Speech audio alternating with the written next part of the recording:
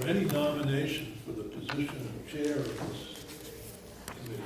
I've been told I should nominate Representative I just want to let you know there's a problem, the recorder's not working, so. It's not working, that's It's good. not. Yeah, it's funny you mentioned that. I read this morning an article in the Bennington Banner by somebody in the Republican Party about how horrible things are in the Democratic Party. Not With this this- state. With ruling party. And I thought it was kind of unusual that you would nominate a Democrat. That's because they used to be on committee together. When he was at- Before I was. Anyway, are there any other You. nominations? Yeah, that was a serious nomination. I understand. If there are no other further nominations, I'm going to declare the nominations process closed and move on with the voice vote. So all those in favor of electing Representative Pugh as chair of this committee, please say aye. Aye. All those opposed, say nay. Okay, the ayes have it, and you've elected Representative Pugh as chair of your committee. So I will let Representative Pugh take over to elect a vice chair and a clerk. Those are the two other positions that you're required to have for the committee. I would open the nominations for vice chair. I would like to nominate Senator Lyons for the position of vice chair. Senator Sears has recommended Senator Lyons. Are there any other nominations?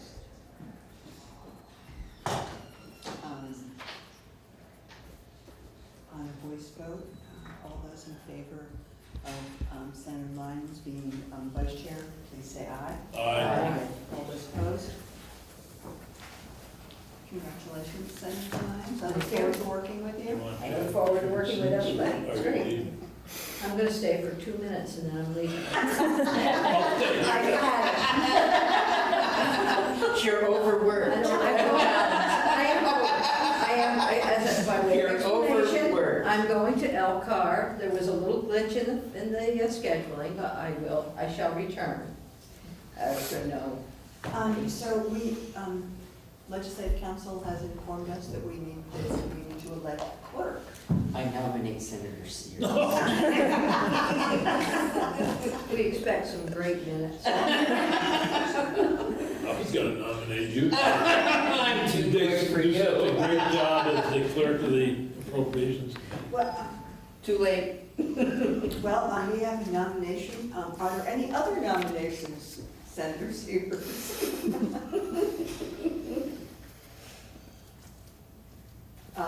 Hearing no, the nominations are closed. I'll have a voice vote. All those in favor of Senator Sears being the clerk, please say aye. Aye. All those opposed? I'll abstain. Thank you. And for those of you who, the informal process in terms of which body has a chair, it goes back and forth each year, so and we're all sort of giggling about that. Okay, Brendan, clearly we need you to ground us, and if you could provide us with a short refresher. I'd be glad to. Our duties, et cetera, that'd be helpful. Sure, I'd be glad to. It's good morning, everyone. It's nice to see you all again. I'll start by saying I do have a little one-page Yeah, it's in handout. folders. Okay. That sets out the legislative language that details how the committee is created and what the powers and duties of the committee are. Just as a reminder, this committee was established by Act 60 of 2015. That was the overhaul of the child protection system bill. And then it was originally scheduled to sunset after 3 years in 2018. And then in 2018, Act number 207 extended the sunset. So now the committee is due to sunset in 2022. So if you have that language, if you look at subsection C, the powers and duties, that explains what the committee's jurisdiction is. So the committee is charged with overseeing the systems of both youth justice and the system of child protection in Vermont. And that includes evaluating the efficacy of the branches, departments, agencies, and persons that are responsible for protecting children from abuse and neglect in Vermont. Also, the committee is charged with determining if there are any deficiencies in the child protection and youth justice system and the causes of those deficiencies. Evaluating which programs are the most cost-effective. And lastly, the committee is charged with determining whether there's geographic continuity across the state. And that means determining whether there's a variation in the policies, procedures, and practices and the outcomes in different areas of the state.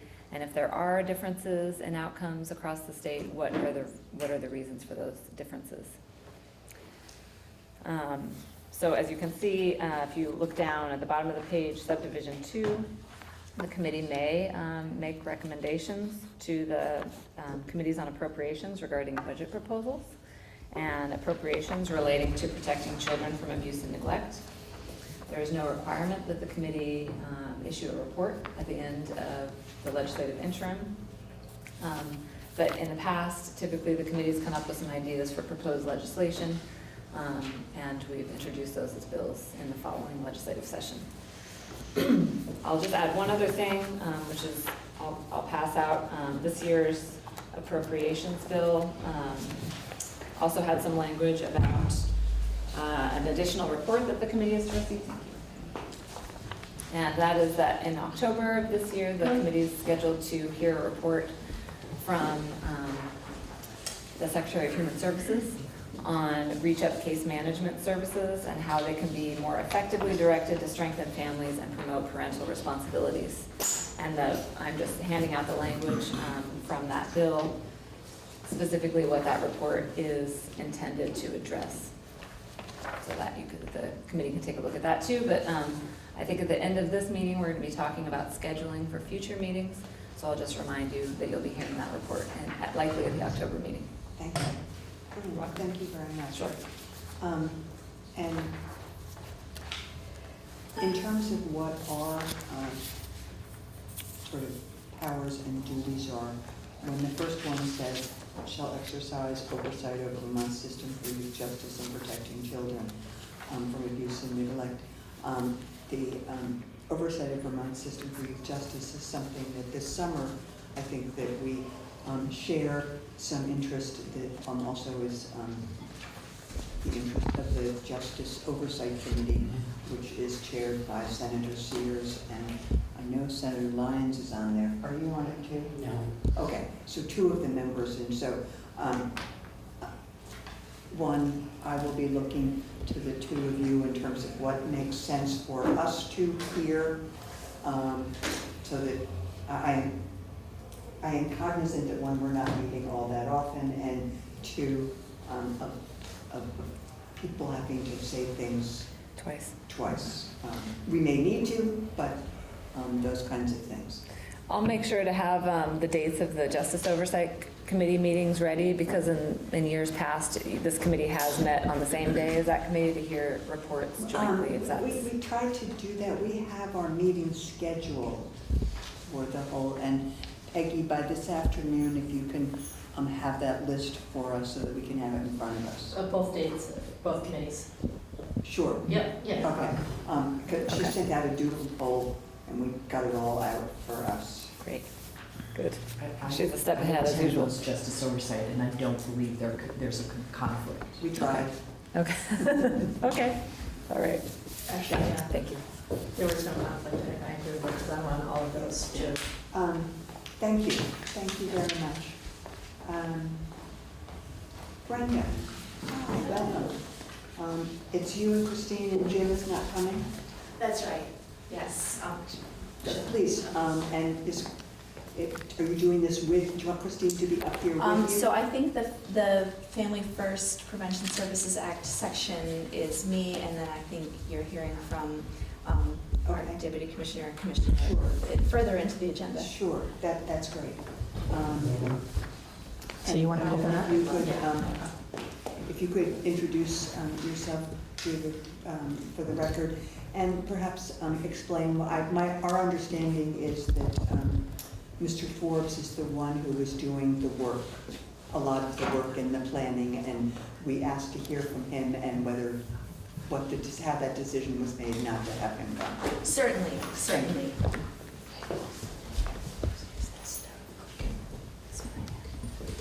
Here. Here. You want to click to this thing, like this? No.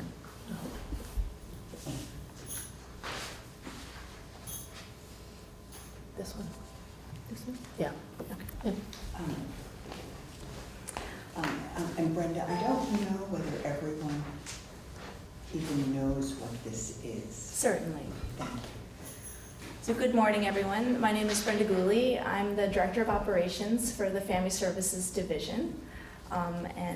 It's my pleasure to talk with you this morning about the federal Family First Prevention Services Act. And Jim Forbes was on the agenda to share this with you this morning. I will say, so the Family First legislation is federal legislation that was passed that has many implications for child protection agencies across the nation, and I think it's fair to say that it's a team effort within the division to get up to speed regarding the new federal legislation and the many facets of that. So the Family Services Management team, we really have a team approach in making sure that we're understanding the law and the different aspects of it and what needs to be carried out. I do supervise Jim Forbes, and he has been, I would say, tasked with the role of being the primary in terms of organizing all of our thinking, and we speak very regularly. So I've been a part of going out to Denver, Colorado with the Vermont team to learn from the Children's Bureau and the ACF leader, Jerry Milner, regarding the federal position on how to go about the business of implementing the new federal law, and been a part of the ongoing teaming process over the past year to analyze the law and start to implement within Vermont our analysis and what we'll be able to accomplish in the year ahead. So Family First Prevention Services Act is an act that speaks to how states will utilize 4E funding. So 4E funding is the main federal funding stream to child protection agencies. So in Vermont today, if you want to know how are we currently funding the work of the Family Services Division, so whether you're talking about the salaries of the staff of Family Services or foster care reimbursement or residential placement reimbursement, all of those staff and supports and services are what we call federal 4E drawdown services. So it's a very significant part of the very significant part of how we pay for things in child protection. And one of the things that has been true for the past many years is that those dollars are primarily targeting children that are in DCF custody. And one of the more significant pieces that has shifted, or that will shift as states get up to speed in implementing the new law, is that it actually allows for 4E dollars, federal dollars, to be drawn down not only for children in DCF custody, but also for children that are considered to be candidates for foster care. And so that language, candidates for foster care, that's the federal language. And really what it's saying is that we want to prevent children from coming into custody.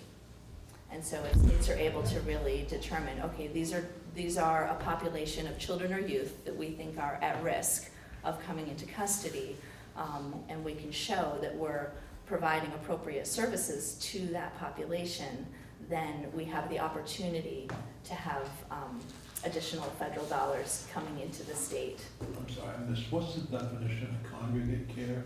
So congregate care means any staffed facility. And There's a number to it, so what does it's a number to it in terms of what's considered congregate care. Right, yep, and I will get into, very specifically the programs within the state of Vermont that are considered to be congregate care, and it gets broken down into both short-term programs and long-term programs. That's a new name to me. So it's, congregate care is the federal language. It's kind of a catch-all term for any and all staffed settings. So I would say in contrast to foster care, right? So congregate care would be all of our, short-term detention, group home, residential, any and all kind of staffed facilities, not homes where there's Even if there's more parents. than one foster child. Right, so the distinction is really if it's staff. So if it's a facility where staff come in and out, staff have shifts, that's congregate Okay. care, Thank you. yeah.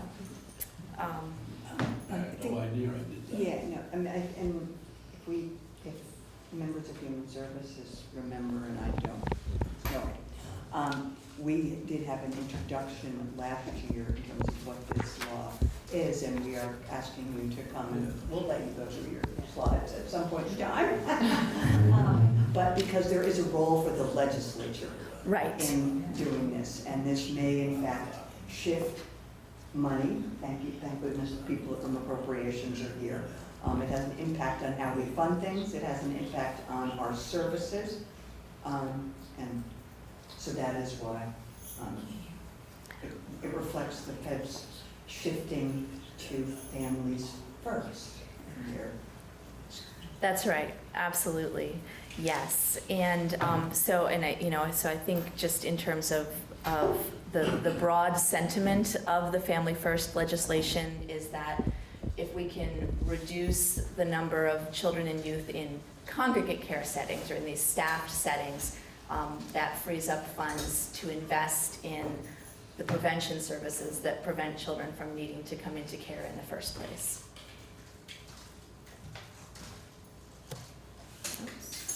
Is it both for delinquent and children who need care and supervision?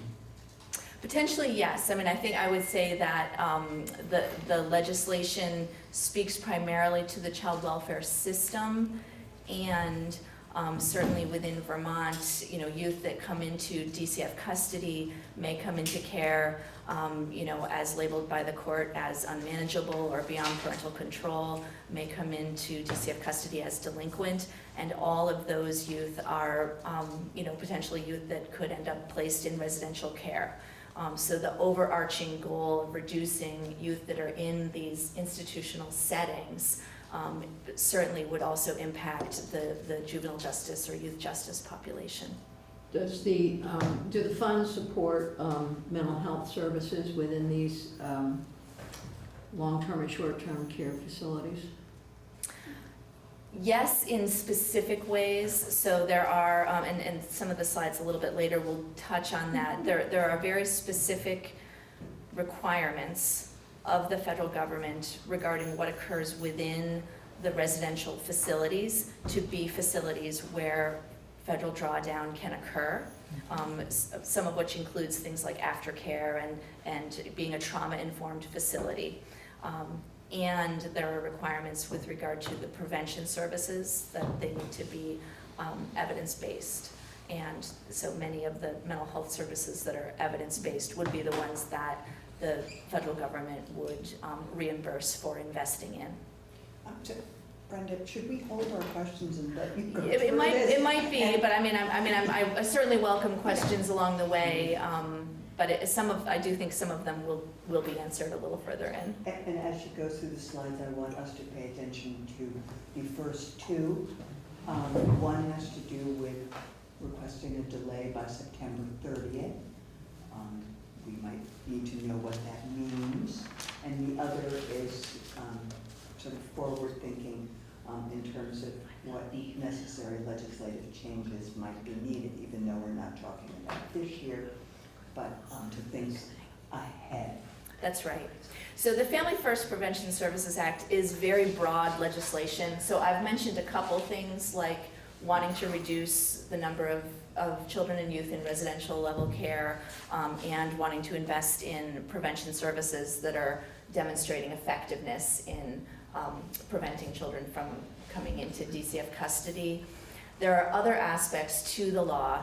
Model foster care regs are basically standards that I will say good news there is that within Vermont, we actually had already embarked on a process that started a few years back to change our foster care regulations, and we're already well on the way.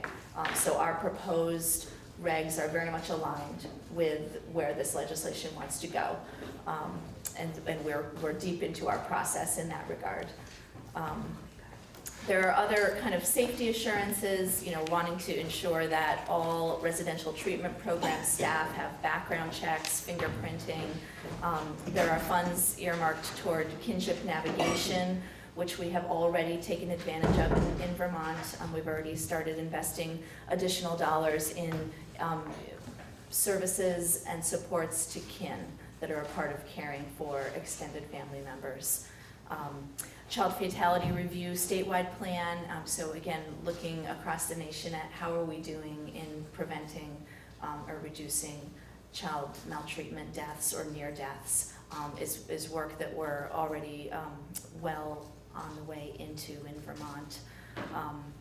The initial analysis of the Qualified Residential Treatment Program impact, and so that's something I'll get into a little bit more, is just, the Family First legislation, in order to draw down monies for residential care, those residential programs have to become qualified residential treatment programs. So that's the new language in this new law, and there's a kind of a laundry list of what needs to be in place to achieve that status. So states are needing to do the process of analyzing what would it take for our programs to become QRTPs, and what would it take for our broader system to have that. And I've got a couple slides on those details for you.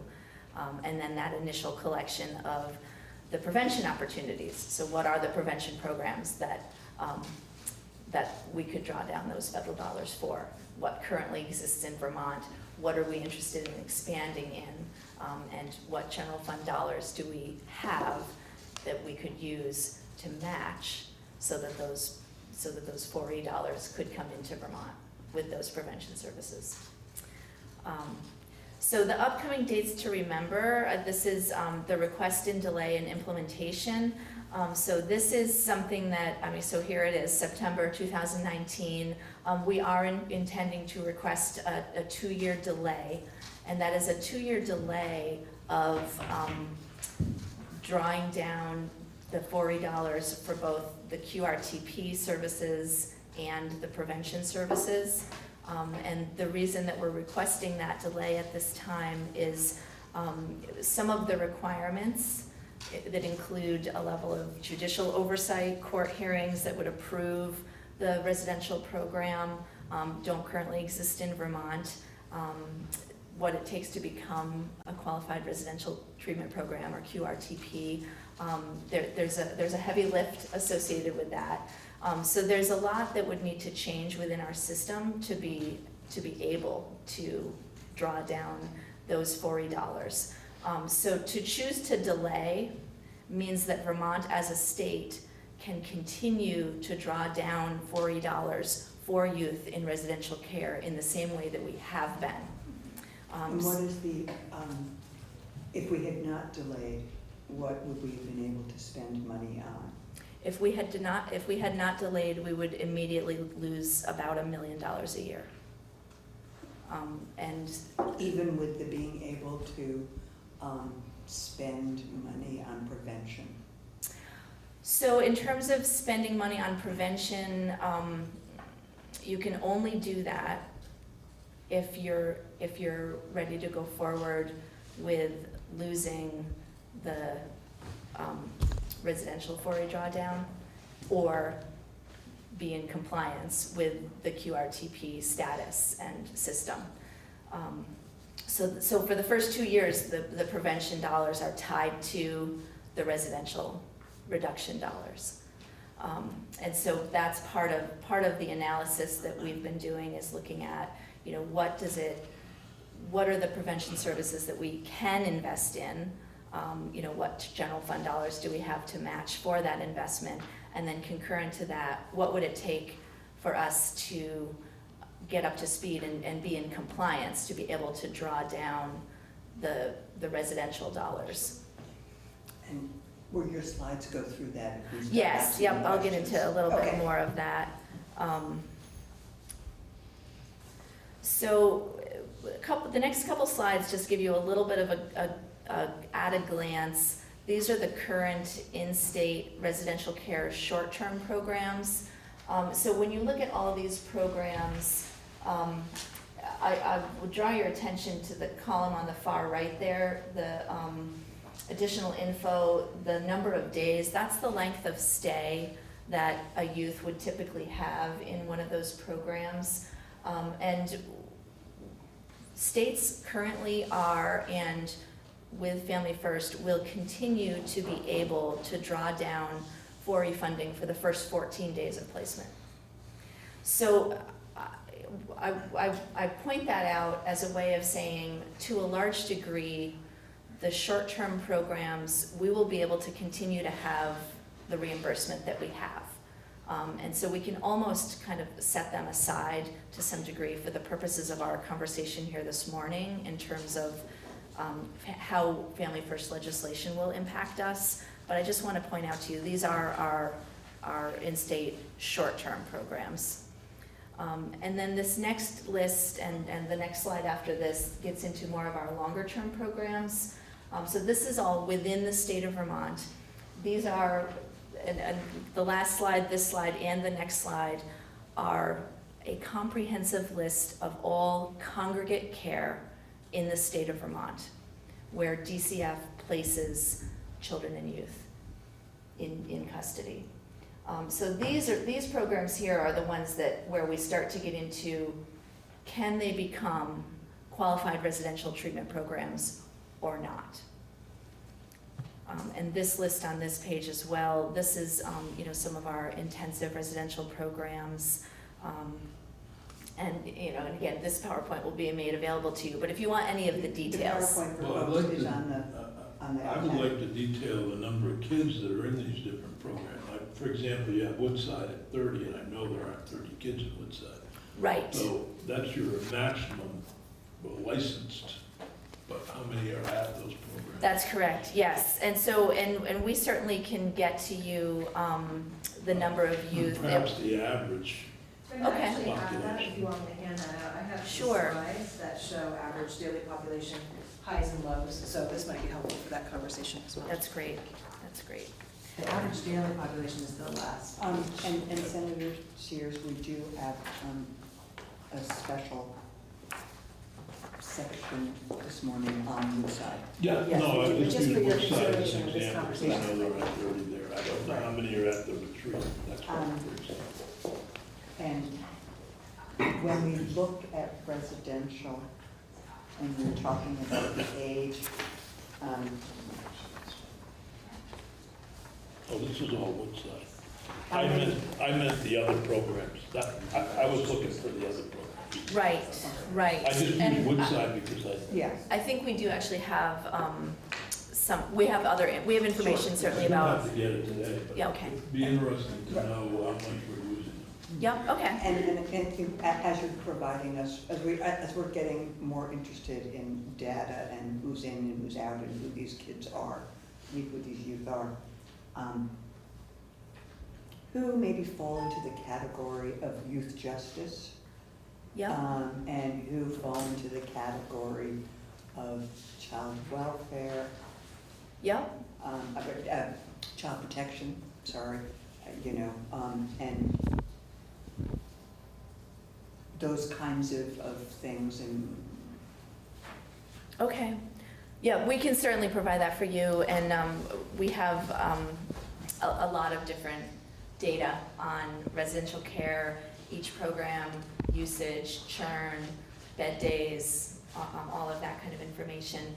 This slide here may give you just a little bit of a snapshot. So for all of those different in-state congregate care settings that I just briefly showed you on the last 3 slides, this looks at, how many, during state fiscal year 2018, how many entries into those settings were there and how many exits out of those settings were there.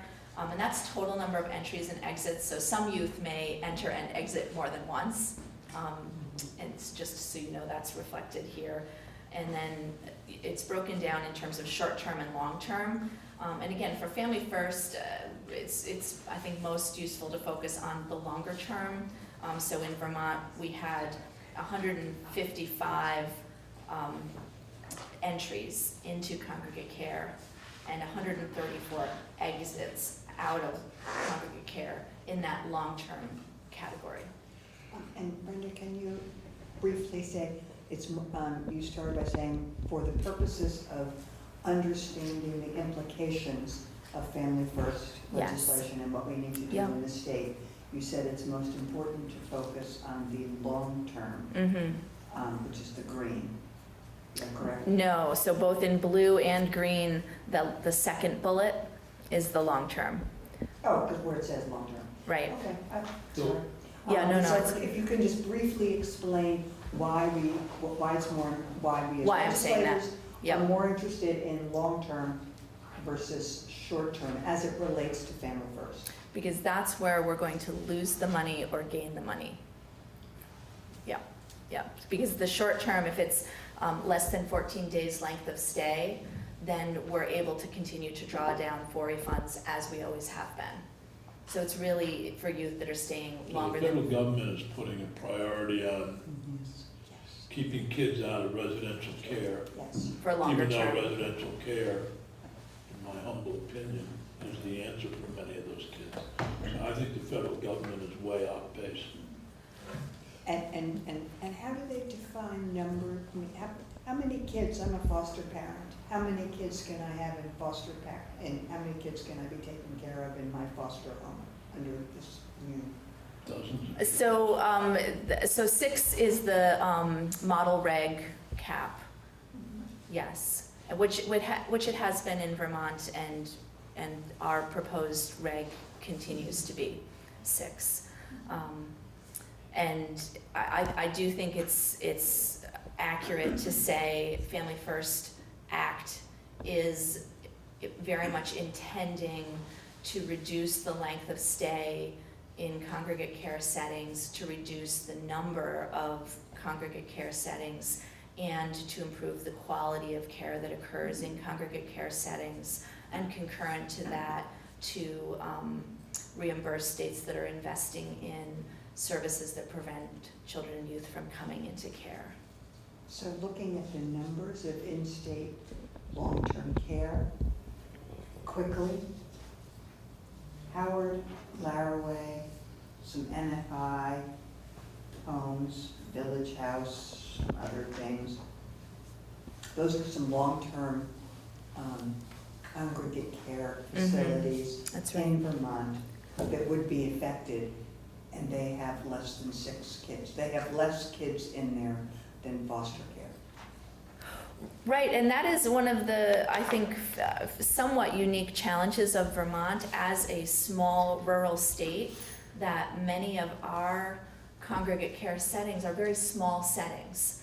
And so, when you get into what does it take to become a qualified residential treatment program, things like that you need 24/7 nursing staff available, you need to achieve these accredited standards. Those things, the family-based aftercare support for at least 6 months post-discharge, having those additional pieces of service delivery in place can be very hard for a small program to get up to speed with that. I think it's fair to say that the Act it was intended to target some of the very large states and large congregate care settings. There are states that have residential programs that have several hundred children and youth in those settings, and a very high percentage of the children and youth in care in congregate care settings. And there are ways that Vermont, I think because we're a small state, because of the global commitment, Medicaid waiver process that we have, there are certain ways that we have been able to go about doing business and, having trauma-informed service delivery that I would argue in some ways puts us ahead of many states. We've actually had incredible success in reducing the number of children and youth in residential care over the past several years. However, regardless of that, the law is still the law, and what does it take to be in compliance or not, have that additional money drawn down is real for us. And one of the other things that the law requires is under this system specific, this idea of a 30-day independent assessment. Why don't you change the slide? We're following you over there, because I've seen you get specific on the next slides. Oh, yep, Can I ask you, before we go there, yes. on your list of in-state residential care, long-term, I don't see Beckett or the Bennington School, which is for So the Vermont School for Girls, the Vermont School, whatever you call it. yeah, it is on there, it's just under a different And name. it's not there, but they take kids from other states, is that why, or are they not or are they just, is it on there? So at the top of the in-state list, it's under VPI, Vermont School for Girls, that's the Vermont Permanency So that's where I Initiative. asked, the 25, is that the number that Vermont contracts? Because I know they got more than 25 kids there. That's correct. So there are 25 slots reserved for Vermont. Vermont. We often fill them. That is our largest congregate care setting that we use in Vermont. And Vermont School for Girls, well, Beckett specifically, does intend to become a qualified residential treatment program. That leads to all kinds of dumb questions, but because it's a dumb federal program, it doesn't understand rural states. And I don't know where Leahy and Sanders and Welsh were when this all happened. But you have the same program for boys, but it's in New Hampshire. Mhm. And we get criticized for sending kids to New Hampshire, which they may be closer to their home in Vermont than they would be in Bennington. Right. But I don't see that listed. So this is where this whole thing becomes so stupid.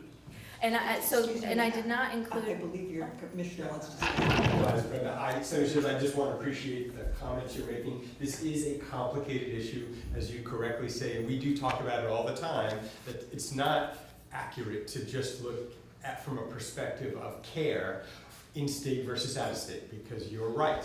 A program in New Hampshire near the border is sometimes closer to the youth's home than one in a different part of the state.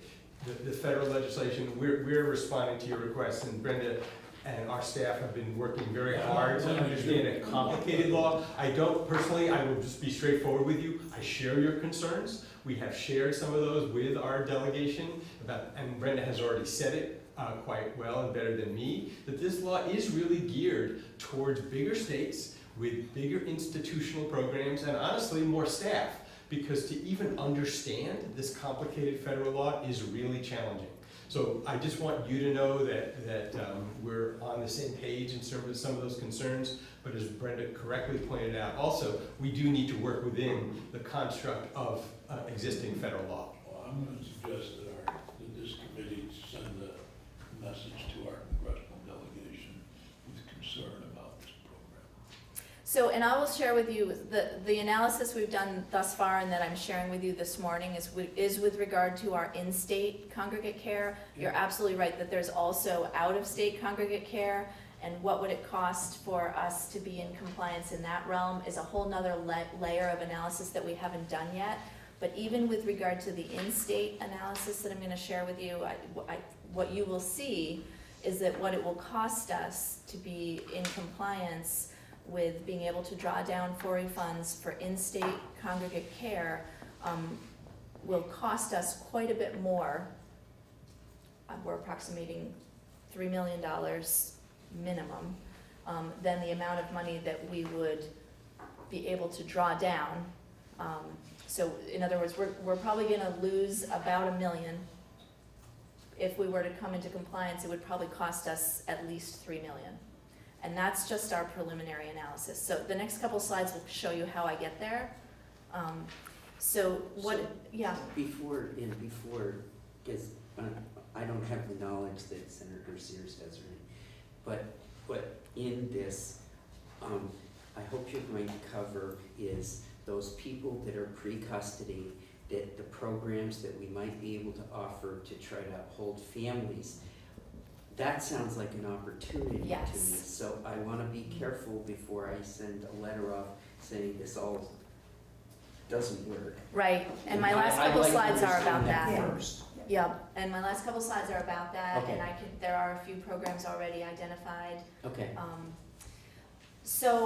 And I can go through this part pretty quickly, I Yeah, think this is, Some of this is very new to us, and we need to sort of understand, and you get to be the recipient of our frustration with It's a all good. law that doesn't seem to quite fit nicely with some things that we're doing well, but things that we're not Right. doing so well, that need to change. right, But some of the criteria are challenging, which is why you've asked right, to delay for 2 years. that's right. This, and so we're trying to understand the challenges so that we know as legislators what we need to do to enable you to move forward in a direction that collectively we all would like to go. Yeah. So the next couple slides highlight some of the cost analysis for residential programs to become qualified residential treatment programs. And so again, this is thinking primarily of the long-term congregate care settings. One of the requirements is that there's nursing services available. And so we're approximating $448,000 to achieve that level. So that nursing services available means more Mhm. than being able to call someone and have them come in or consult telemed or things like that, that they have to come. They do not have to be on-site, so we did get actually that clarity from our federal partners, that it's not that there has to be 24/7 staffing in every single individual facility, it's that there has to be capacity for nursing services. So it could be more of a, here's the staff that are available to respond if called upon. And what are nursing services? What level? Right. So there has been a little bit more detail from the federal government about what is required to achieve this standard and what we'd need to put in place in Vermont. So it is treatment, in the facility if a youth needs nursing treatment. What is nursing treatment? Are we talking about wound care? Are we talking about medication? Right. Are we talking about changing, are we talking about, yeah.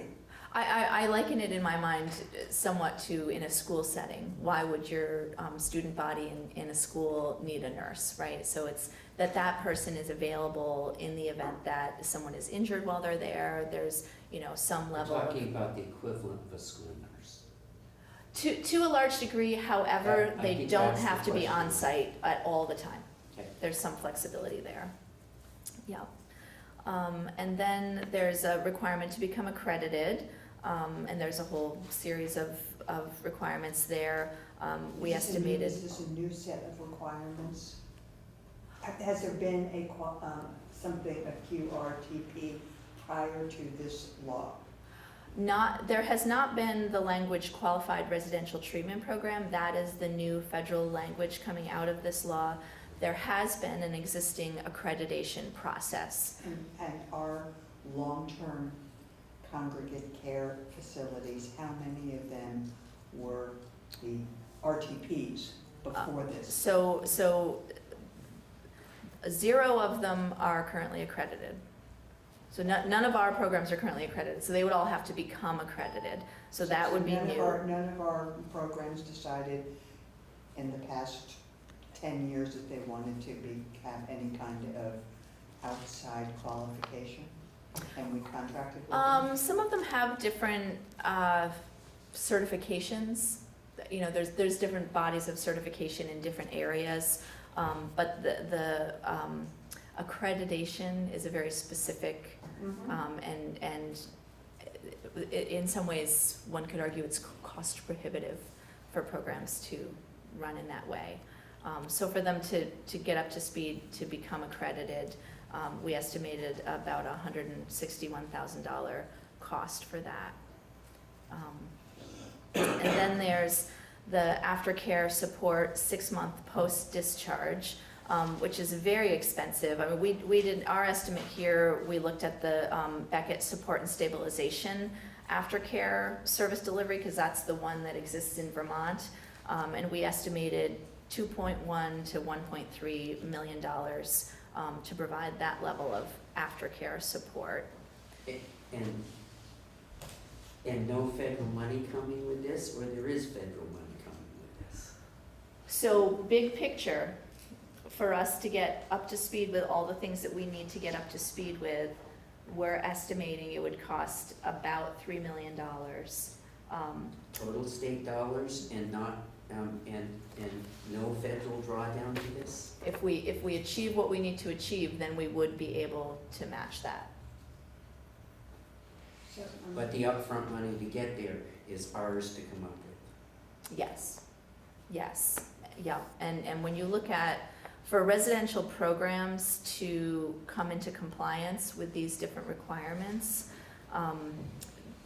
right now, we have in the state of Vermont, the PNMI rate setting system, private non-Medicaid rate setting system that is in place. And so how it would most likely play out is that those programs would say to the state, this is our rate adjustment so that we can come into compliance. So you know, ultimately it would cost the state more money to place a youth in these programs, because it would cost them more money to run their programs. So I have a question related to, you are basing the 178,000 on what one program does for 30 days post. Is that best practice? Is that what you are wanting, that we as a state want? In other words, so what should this look like? Right. And it's just a question as to whether or not, no good, bad, or indifferent on what Beckett is doing. But you're basing it on Beckett, and is that really what it should be? Right. Are there things that if we were starting from scratch, which we are now, since most of the programs don't have this, you're saying? Right. What do we think is best practice, and what do the feds require? Right. So, and it's approximately $2 million. Okay, I'm not asking for money. Right. So my opinion is that the support and stabilization that Beckett provides is incredibly successful with regard to being able to reduce the length of stay in congregate care, support that youth, and having a successful transition back to the community. So that aftercare work, providing that intensive in-home support for crisis stabilization, weekends, after hours, having somebody that's really there to bridge the youth return to the community, help the team to get up to speed with school services, community sports, home-based supports. They really provide a very comprehensive package in that way that we've seen be very successful in reducing the number of kids in residential care. So and there are other models out there as well that we're exploring and that we're piloting in Vermont. There's other wraparound supports, but wraparound in and of itself is an evidence-based practice that has gotten a lot of attention across the nation for having some good success there with supporting transition planning. Yeah, you mentioned an upfront investment of $3 million in Vermont to kind of live, to become compliant with this, and I'm curious. And then you mentioned that all of these QRTPs need to be accredited and that they will come to the state for a rate adjustment. And I'm curious, is that figure built into that 3 million? Yes, It is? Yes. So there, for them to come into compliance? Right. That is in there? That's right. Because most of them are level funded, so right. they will. Overall, yeah, so Okay. we're trying to analyze overall cost.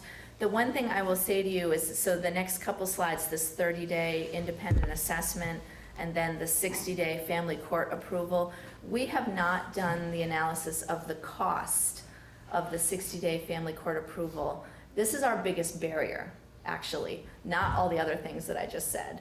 So looking right now at our current court system, what would it take for Vermont to establish within our court system a process where there's a hearing for every single youth that we want to place in congregate care for that court approval? Not even mentioning contested hearings and delays to have a hearing occur, right? Because we know currently in Vermont, we have a backlog in our court system. We know that we have hearings that get contested. So to really, you know, and we wrote here that, you know, the 426 entry placements each year, right? What does it take to have a court approval process for each of those? So that is something that could potentially very much bog down, if not cripple, our, you know, court hearing process. May I ask another question? Would they be paying for the new court personnel? Because 45 judges are already at their wits' ends trying to manage the caseload that we have. And many cases that are civil in nature are backlogged, even worse because of what's going on now. I cannot see how, as the person responsible in the Senate Appropriations Committee for the judiciary's budget, I don't see how the judiciary could possibly do this without a huge influx of money to pay for court personnel. Right. Simply, and then you got the Defender General, you've got the state's attorney, you've got, you know, just, you know, once you impact the court system, it's just. Right. So my quick Right now, answer is no. Is it not a 6-month thing that we do now, or 1 year? In terms of court I know you have to have a review, yearly or 6-month review right. of all cases currently. Permanency review every 12 months in court, And you- that's right. and That this would not fit this bill, yeah, That would not fit this. no. So is there any state? Oh, yes, many states do have already in place court approval of residential treatment. Vermont does not. And so that is why some states are able to go forward with this, because they already have in place larger programs that are already accredited. They already have in place a level of court oversight of residential placement that Vermont does not. So this last slide is the Can you total come back to cost. before the last slide. Yeah, To the to-dos, program specific, aftercare support 6-month to-do, system of care oriented work group. So, go up 2 more, because this is where we start to try to figure out what is our role as Mhm. legislators. yeah, So if the first one that I'm seeing, accredited, movement forward would require announcing to programs our intent. Well, have you started that? so we have had a series of conversations with VCOR, the Vermont Coalition of Residential Treatment Programs, to talk about, you know, here's what the law is, what it says, you know, what would it take to become accredited programs, you know, what would it take for Vermont to have the level of court oversight in place. You know, I think some of the larger programs, I mentioned Beckett, are interested. Now they have other states, New Hampshire, for example, is a state that is immediately moving forward with. I guess what I'm not pleased, it says to explore if you could go up to the accredited one slide, so we all can see it, yeah. Announcing our intent, you have announced to that? Or are you saying, well, maybe we won't, so maybe we will turn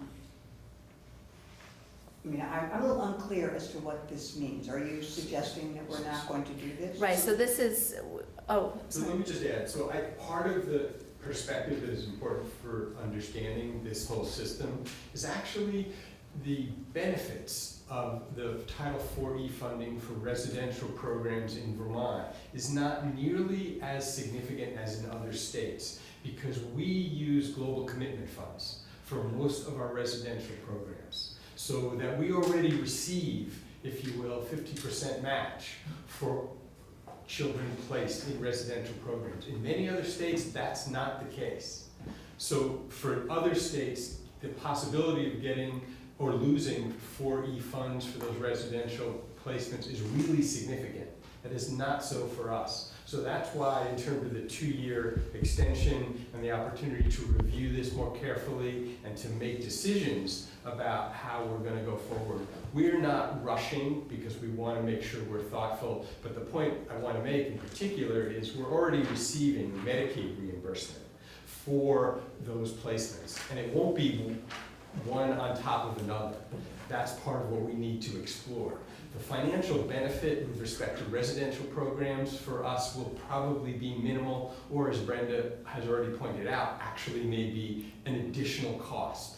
But as Brenda is moving into the next section, the potential is if we do comply with the Qualified Residential Treatment Program process, we might be able to draw down additional Title IV funds for prevention programs. That's the carrot, if you will, that the federal government has offered, that we do want to see if we can take advantage of. and so some of this is also, I mean, so DCF is obviously one of many players in all of this, right? So, you know, can our court system create a whole nother level of court oversight for approval is a question mark. So the phrasing here, movement forward, would require announcing to programs our intent. That would actually mean as a system that we're, okay. Can we go to the next one? Okay, so I'll move back up. This is the costs, this is just the overview. So in state fiscal year 18, we drew down $816,000 of 4E dollars on in-state congregate care. So that's how much money came into the state, in-state congregate care. And so that's when we talk about in 2 years' time, what would we potentially lose?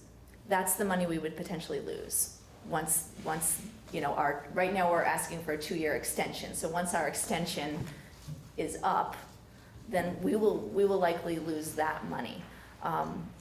But in contrast, if we made all of the efforts we need to make to become in compliance, we're likely talking about spending several $1 million to come into compliance. So this is part of why we're saying certainly we want to do more analysis. We're going to be consulting with folks at the national level to better understand, you know, are there ways that we could come into compliance that wouldn't cost as much money? Are there ways that we can have a level of review that maybe wouldn't be so burdensome to the system?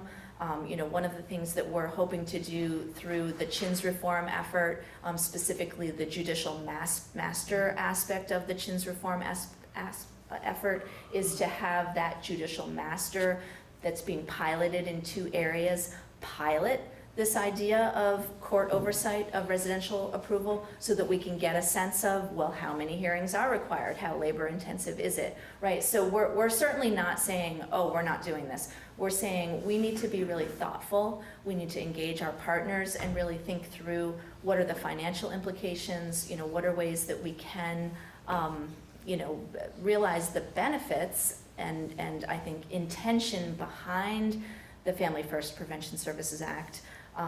Because I think that there are some underlying principles about, you know, realizing that congregate care setting, you know, is not a setting that gives a child or youth a sense of belonging and connection. You know, there is research about, you know, what is the right length of time in congregate care where a child or youth realizes that benefit. It's about a 6 to 9 month window, and then it starts to really show less benefit for them. And yet we know our average length of stay in our long-term residential programs are more in the 12 to 18 month realm. We know we have youth that are in congregate care settings 2, 3, 4 years. So, we're certainly wanting to be really thoughtful about, how can we do better? And how do the principles behind this act help us to do better? But we also want to be really understanding the dollars and cents aspect of it. I just want to comment. I don't disagree with your 6 to 9 months. I do think the benefits, but it also depends on the age of the child. That's right. And you're talking about some really complex kids. We're not talking about, Johnny down the street who, used a slingshot to kill a bird and is really upset about it. And somebody wants to do something about it. And so, that's not what we're talking about. These kids, in many cases, and as you know, are extremely difficult to deal with. Absolutely. And as they grow older, and what we're seeing with the toddlers now, who are in DCF custody because of the opiate crisis, it's gonna get better. Right. So,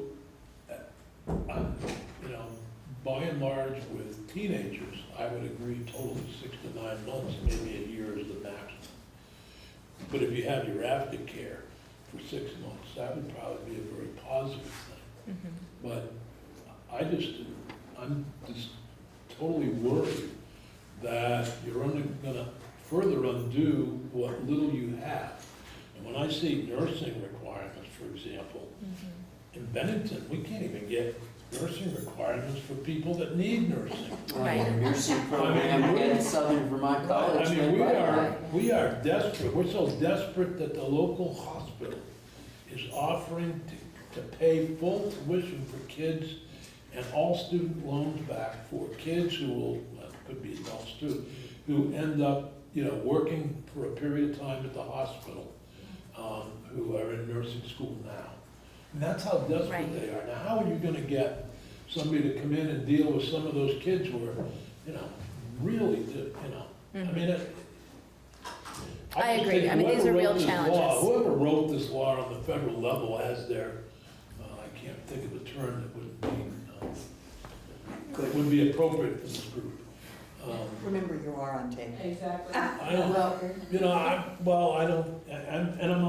I'm horrified that people in our congressional delegation actually supported this mess. Well, just to add on in that, not understanding all of it, we've got a nursing shortage here. 3,800 nurses in the next few years are going to be gone, and you've got to replace, and we have no idea of how to get there. Exactly. So probably. And that's not, but I just say, that's not just us though, that's countrywide. Right. That if you multiply that, I mean.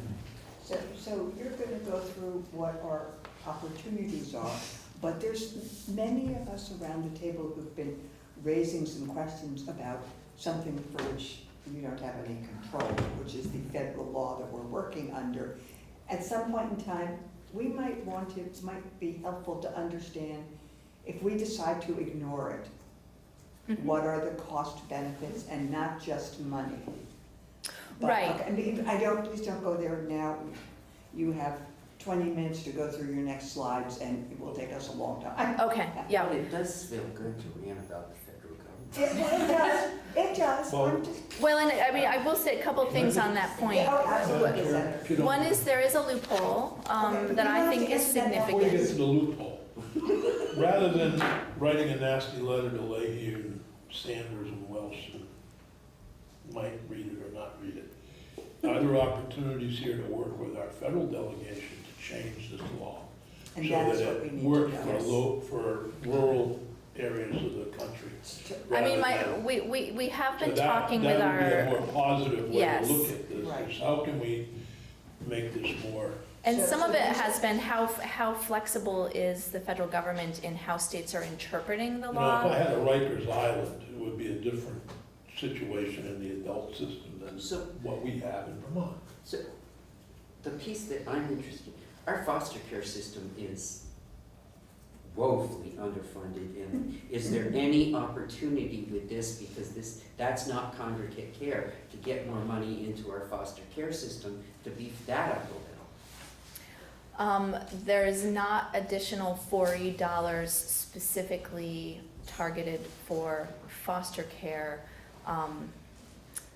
other than to say, I think theoretically, if states were spending less money on congregate care, I'm afraid I'm- one could then Well, argue there'd be more money to well, invest in You're talking home-based about care. pre and family, and so if a family adopts a kid, I'm just saying, I don't understand those pieces of it well enough, so. Yeah, I mean, I think, one loophole to share with you is just with regard to youth that are trafficked or at risk of being trafficked, sex trafficked specifically. Those programs don't have to become qualified residential treatment programs, and we can still draw down 4A funding for those programs. And do we have any of, quote unquote, those programs in the state? I think we could potentially make that argument. And this would be an example of where the federal government is, I think, trying to be flexible with states about how, allowing states to determine what it means to be at risk of being trafficked. And so what would be the legislative role in that?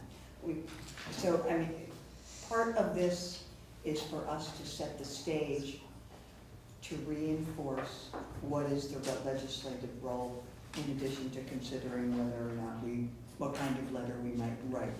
Right. But in moving forward.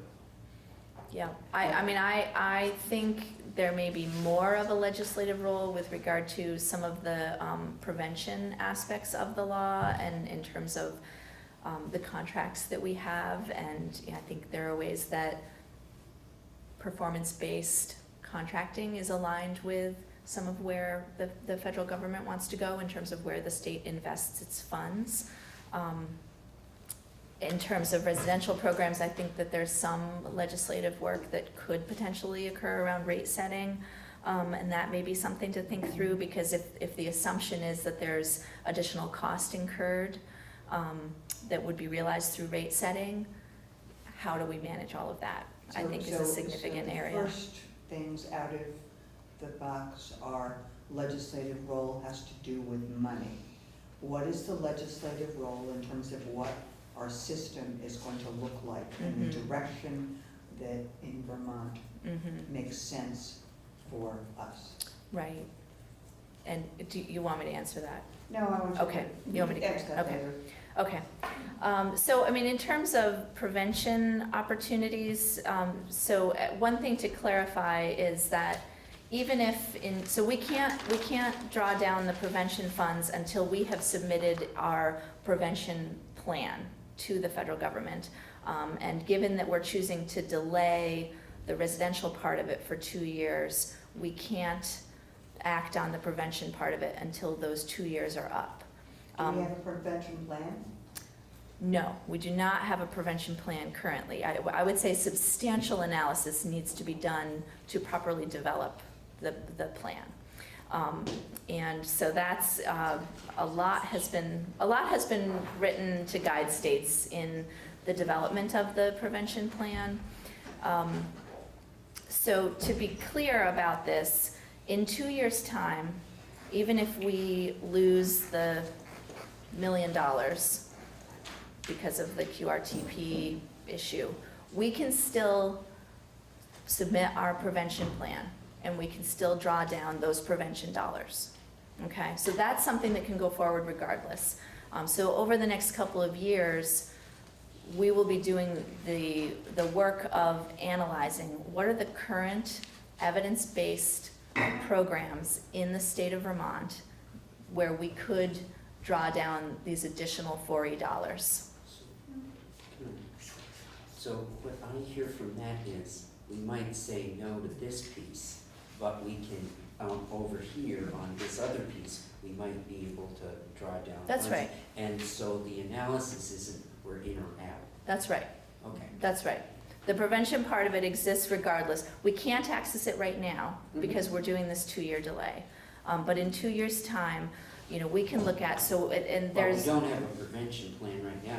It'll take us at least 2 years to do something like that. I thought we had asked in past years for a listing of an analysis of our prevention plans. Am I? So when I say prevention plans, I'm referring to the Family First definition of prevention Okay, plans. So what is the Family First definition of a prevention plan? Yeah, so the new form and the new informational memorandum just came out last month. So literally Helpful. 4 weeks ago, states received guidance regarding, here's the template that you need to follow, here's the pieces that need to be in there. And when they say prevention, they mean very specifically prevention of candidacy for foster care, right? So it's tertiary prevention. So they're really interested in targeting who are the children and youth that are at risk of coming into DCF custody? How are you determining that they're at risk of coming into DCF custody? And then what are the promising, supported, or well-supported practices that are, and evidence shows that those practices are effective in reducing the likelihood of that population coming into DCF custody, right? So there's a whole series of definitions that go along with this that have a very specific meaning.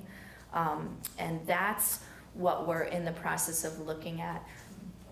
The federal government has put out a clearinghouse list of programs that qualify as supported, well-supported, or promising. That list just came out a few months ago. There's a dozen programs on it, so it's just starting. So over the year, I would speculate a year from now, there will be several hundred programs on that list, right? So this is all new, it's just forming, and in some ways that's a benefit to Vermont because, again, we're a small state, we don't have a lot of, evaluative and research that's being done on these different programs that are, meeting criteria as promising, supported, or well-supported. Other states that are bigger, that have, a lot of robust research and population, numbers to have that work done, will be getting those programs on the list, and then some of those we may have or we may be able to duplicate more readily in Vermont. So I think there are ways that will benefit us. So Brendan, one, it might be helpful if after this meeting you could provide us with what is the definition, with the new stuff. I mean, I realize you're like going on this wheel as fast as you can, but the new information in terms of guidance about what is meant by a prevention program, how they're defining it. 'Cause Yes. we use the term prevention in this state all over the Broadly, place. right, absolutely, yes, I can definitely do And- that. And the second would be the list of the 12, or whatever, however many programs there are now. And I guess my question is we do a lot of things that we think we do really well. Is there a way in the feds developing this list of promising that we can suggest? And if so, how are we moving forward in submitting something that we are doing that we see as promising to get on that list? Right, yes, and promising, part of it has to have a curriculum and has to have, some satisfaction. Right. But it's a more measurable level. I get that. My question is there a way for states to suggest the Senator Sears prevention program we've been using for 20 years, and we think it's a good program, we think it should be on the list. Yes. Is there a way for states to propose programs? Yes, So my question is, are we moving forward to looking at what we are doing now in terms of preventing kids from going into care yes. that we might suggest? Or are we taking any affirmative, or are we just waiting for everybody else? Yes, so there definitely are programs that we have in Vermont that are already on the list and programs that we want to get on the list. A couple things to bear in mind is if they're on the list, it doesn't mean that we automatically would get federal dollars, right? Because there has to be a general fund dollar for every new federal dollar that we're getting, right? And so some of it is we have to think in terms of, is this program one where we have some general fund currently available that we can therefore use for the drawdown to then expand the service delivery, And you know, this is a dollar for dollar match. it's a roughly a 50%, yes. And I guess I clearly could care less about money, no, that's not quite true. But it might behoove us to look at what we are doing now, because if what we're doing now isn't effective, even if we're not gonna get new money or whatever, it might behoove us to change what we're doing. Exactly. And so, yeah. Yeah, exactly. And I do think this is one of the benefits of the legislation, not just here in Vermont, but across the nation, really, you know, ensuring the entire nation is thinking in terms of, you know, what are those programs that are really preventing children from coming into DCF custody, and really, you know, motivating programs to have an evaluative component that demonstrates that efficacy or not. And so, you know, that's something that that we need to be able to look at. We also need to look at that, you know, Title IV is the payer of last resort. So for example, if a particular program is already drawing down Medicaid dollars, we can't supplant that, right? This is only for expansion or for a program that, you know, you can't draw down Medicaid for it. So those things are important to think in mind. As we go about the business of inventorying all the different programs throughout Vermont, we have to think about, you know, are we drawing down Medicaid for this program already or not? Because if we are, then that may not really be a worthwhile place to target for this particular funding stream. Brenda, clearly I should have kept my mouth shut and asked you to go through your slides, because you're beginning to address that. Yes, it's all right, it's all good. So, so this is some of the programs that you'll see here are programs that are potentially going to be programs where we could draw down some of the 4A prevention funds. Family First does require that 50% of the prevention funds that the state draw down are in the well-supported category. I will just share with you that the Vermont Strong Families program, which is the maternal home visiting nurse partnership work that's happening in Vermont today, is in the well-supported category. We're very excited about that. And I did just want to also point out to you, I know you'll be hearing a little bit later on about the CHINS reform effort. And you know, one of the things that we've been looking at through the CHINS reform effort is the home visiting service delivery. And you know, this is one of these areas where you've asked me several times, Ian, to think in terms of, you know, okay, so what is the legislation around this, and what can this body really contemplate to support positive growth in Vermont? You know, and when we look at what works in terms of preventing children from coming into DCF custody, you know, those home-based, evidence-based, well-supported practices occurring through the Vermont Strong Families program is something that we could invest in terms of the tobacco settlement monies in Vermont over the next couple of years that could then become sustained through the Family First prevention dollars, right? So there's things we can invest in over the next couple of years, or think about where are we currently spending our general fund dollars that really works, that really has an impact, and position ourselves well in 2 years' time to then have those federal monies coming into the state for those prevention services. Is Vermont Strong Families the same thing as MESH? So yes, so Vermont Strong Families is broader than MESH, but Vermont Strong Families, because there's a couple different, it also includes Parents as Teachers. There's a couple different programs within Vermont Strong Families. MESH is one of the components of it, and MESH is a nationally recognized, well-supported program.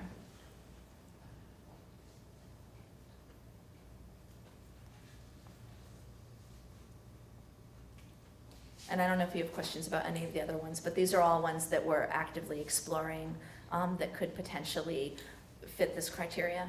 Are some of these programs at the parent-child centers that are around the state? Not currently. And that may be something that parent-child centers want to think about. Is it, you know, I mean, I would argue that this is an opportunity for parent-child centers to think about, is there any programming? Because a lot of this, you have to have a curriculum, you have to have a set, this is how we go about providing this service, to really have that evidence-based criteria. That is a direction that our partners at the parent-child centers may really want to think about, because that could support them to expand their staff and have, additional programming that could have a sustained funding stream. So, Brenda, is what you're suggesting that all of the dollars that we are sending to parent-child centers to strengthen families, and that none of those dollars relate to helping parents take care of kids so that kids don't come into custody? Certainly That not. none of those have been evaluated, that there's nothing promising? Oh, have they been evaluated? Yeah, so basically you're saying that there's nothing in a parent-child center program that is promising? Not currently, no.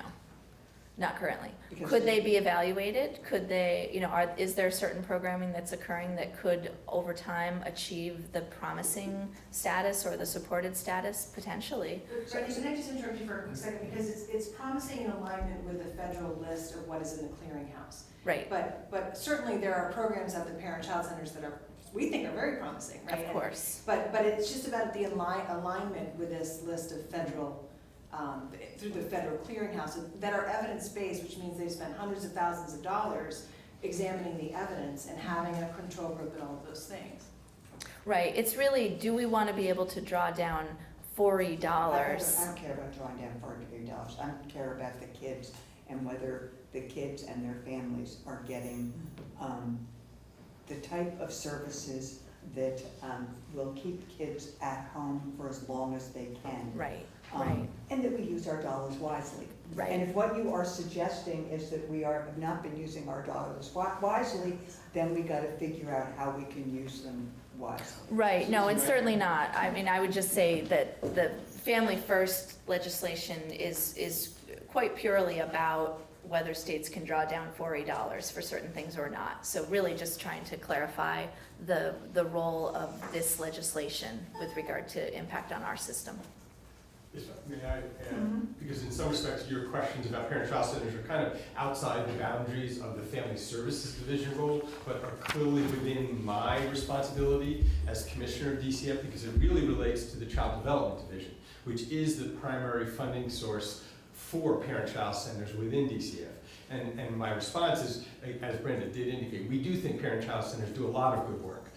But frankly, for the most part, they don't currently use programs that have been determined to be evidence-based programs. They tend to be more unique based on their community needs, and they make good decisions. But one of the things we're leveraging with the additional money that you and we together kind of determined to appropriate to add to the master grant, if you're familiar with that phrase, for parent-child centers, is that we have met with them and said, we do, in light of this additional resource, the master grants are fairly broad-based, as some of you know. We do rely upon parent-child centers to figure out what's best for their community. But what we've said with this additional appropriation, we do want to talk, and we're currently literally working on criteria that will specifically address outcomes related to prevention of abuse and neglect. So I think we're really on the same page in terms of wanting to, frankly, enhance our efforts to make sure we do get those appropriate outcomes.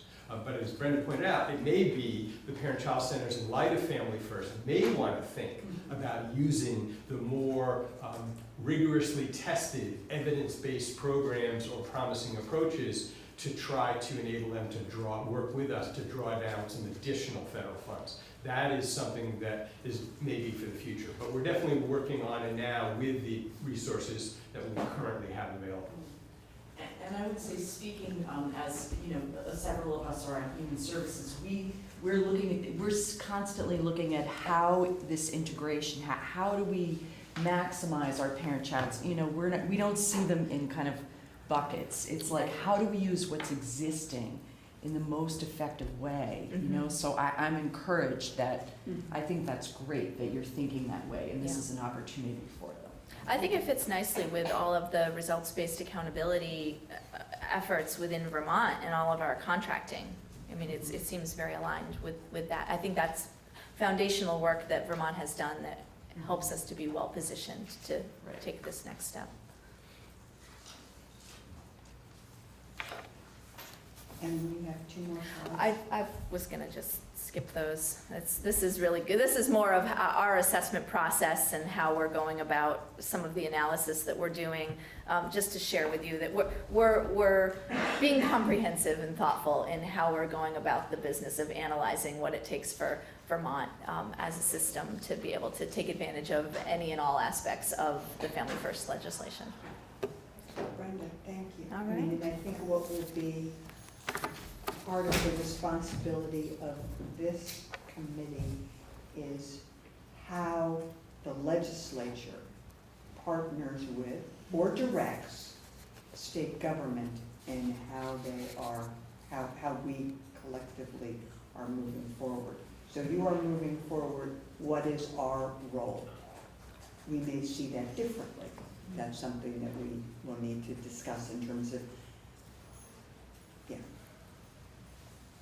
All right. Thank you very much. Thank you. I would still like to respond to some. Go right ahead. Do you want Brenda to stay? No, to the delegation about working with Vermont to improve this law so that it does work for rural communities. I mean, I just thinking of knowing the difficulty of getting good people to work in these programs, at least in Vermont, it's not an easy task. And, maybe the federal government has different ideas about what qualifications are, but, and then just thinking about nurses and having available somebody 24/7 with the skills of a nurse. What does available mean? Good Yeah, luck. what does available mean? Good luck. We have a hospital Yeah. that many of the kids end up being taken to who are having severe problems like cutting or something like that, but even they're having a struggle keeping it staffed, so I don't know how one would expect that. So it would be helpful if DCF had some ideas for us to put that together. So, Senator, I put that on the list of things to circle back to at 2, Okay. or no, that's when we were adjourning, at 1:30 or whatever. All right. Cool. Thank you. Good idea. Christine, are you coming? Is this a little show? Christine and myself.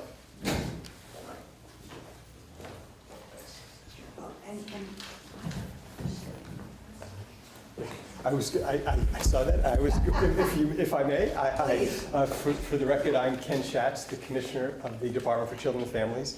I do want to introduce Christine Johnson, who is our new Deputy Commissioner for the Family Services Division. I think many of you have worked with and met Christine over the years, and we're really happy that Christine has taken on this leadership role. Christine has a great background, both within the Agency of Human Services and other youth human services roles in other states, particularly Colorado, and has a wealth of experience, and particularly her most recent experience was a coordinator for the Chittenden Opiate Alliance. So she comes with a great background and, from my perspective, great expertise and energy, and I really want to welcome her and introduce her to you as we move forward.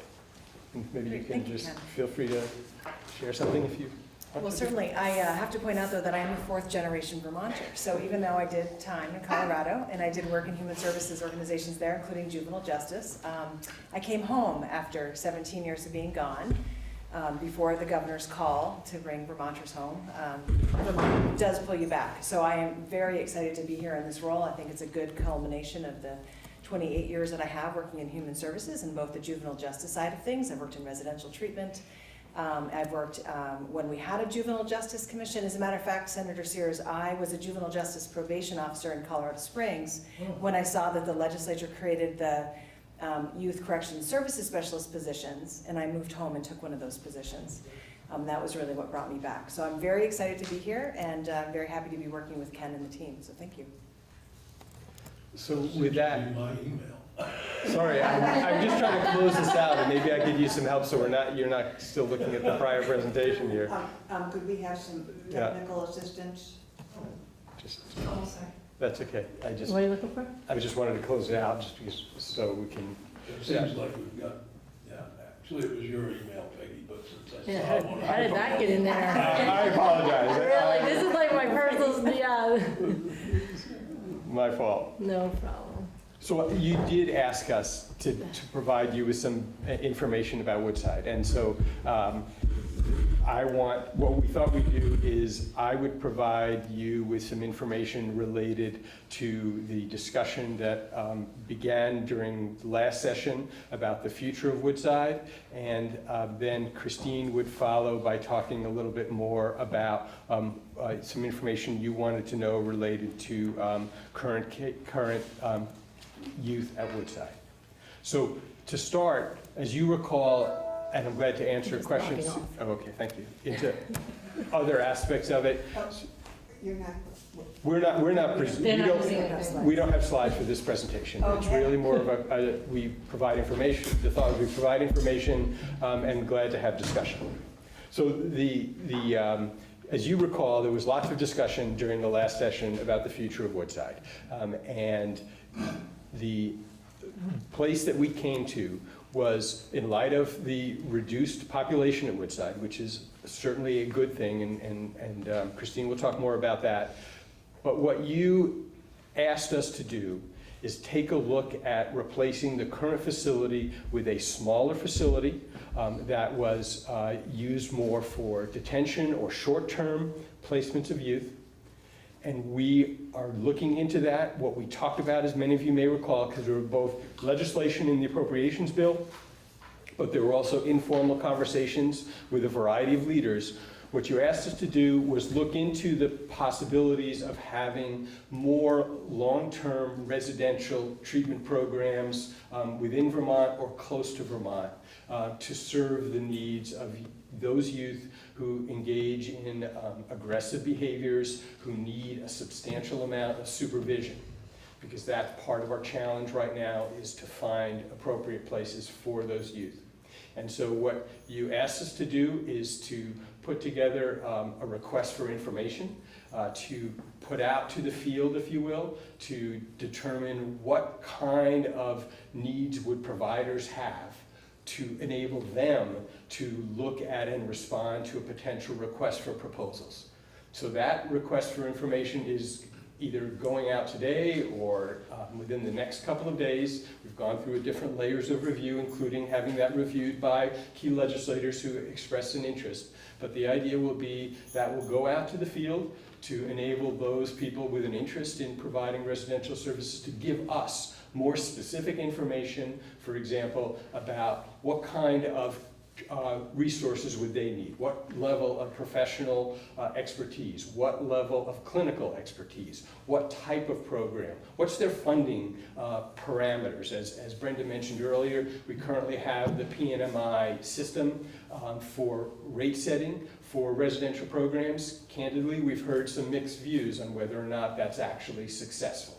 And so if we're going to be successful in creating this kind of program, then we need to know what are the residential treatment providers around the state looking for to enable them to respond to a request for proposals. So the idea would be is we will put that out, we will hopefully get some constructive responses, and then we will plan to put a request for proposals out this fall, with the idea being that hopefully we will get some, again, feasible responses before January.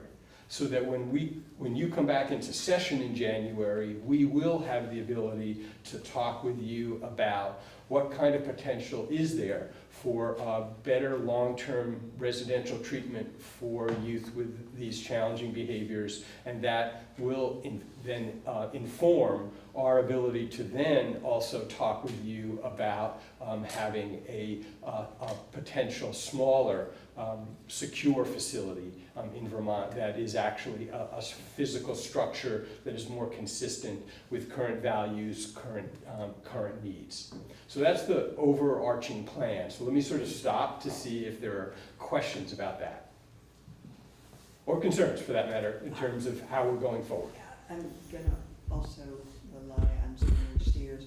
For the committee, some of the more informal conversations involved Senator Steers and I, people from appropriations, and people from the fifth floor. Somehow I thought after the RFI there was something was supposed to happen before you immediately went for an RFP. So let me be candid. We'll certainly be, I obviously was giving an outline. We'll certainly be thoughtful about it and share what we receive with that same group, as you were indicating, of informal legislative leaders to, again, from my perspective, that has been a helpful dialogue. Let me be clear, because I think that this is where I think there's an opportunity for the executive branch and the legislative branch, if you will, to actually work together, to talk together, to come up with a constructive approach. So from my perspective, this has actually been a very valuable opportunity to have that dialogue, and I fully expect, and my desire, to be straightforward, is every step of the way to continue that approach. So that, for example, when we get the responses to the RFI, the idea would be to share it with that same group of legislative leadership, and then as we talk about developing a request for proposals, to also, just as we did with the RFI, to engage those legislative leaders in the proposal in advance of it going out. That, the time frame is relatively short, to be straightforward about that, but I think you all have been responsive and helpful, and I appreciate that. So to be clear, the RFI and then consequent RFP is for the treatment facility and not for the secure facility. That's correct. Yeah. That's right.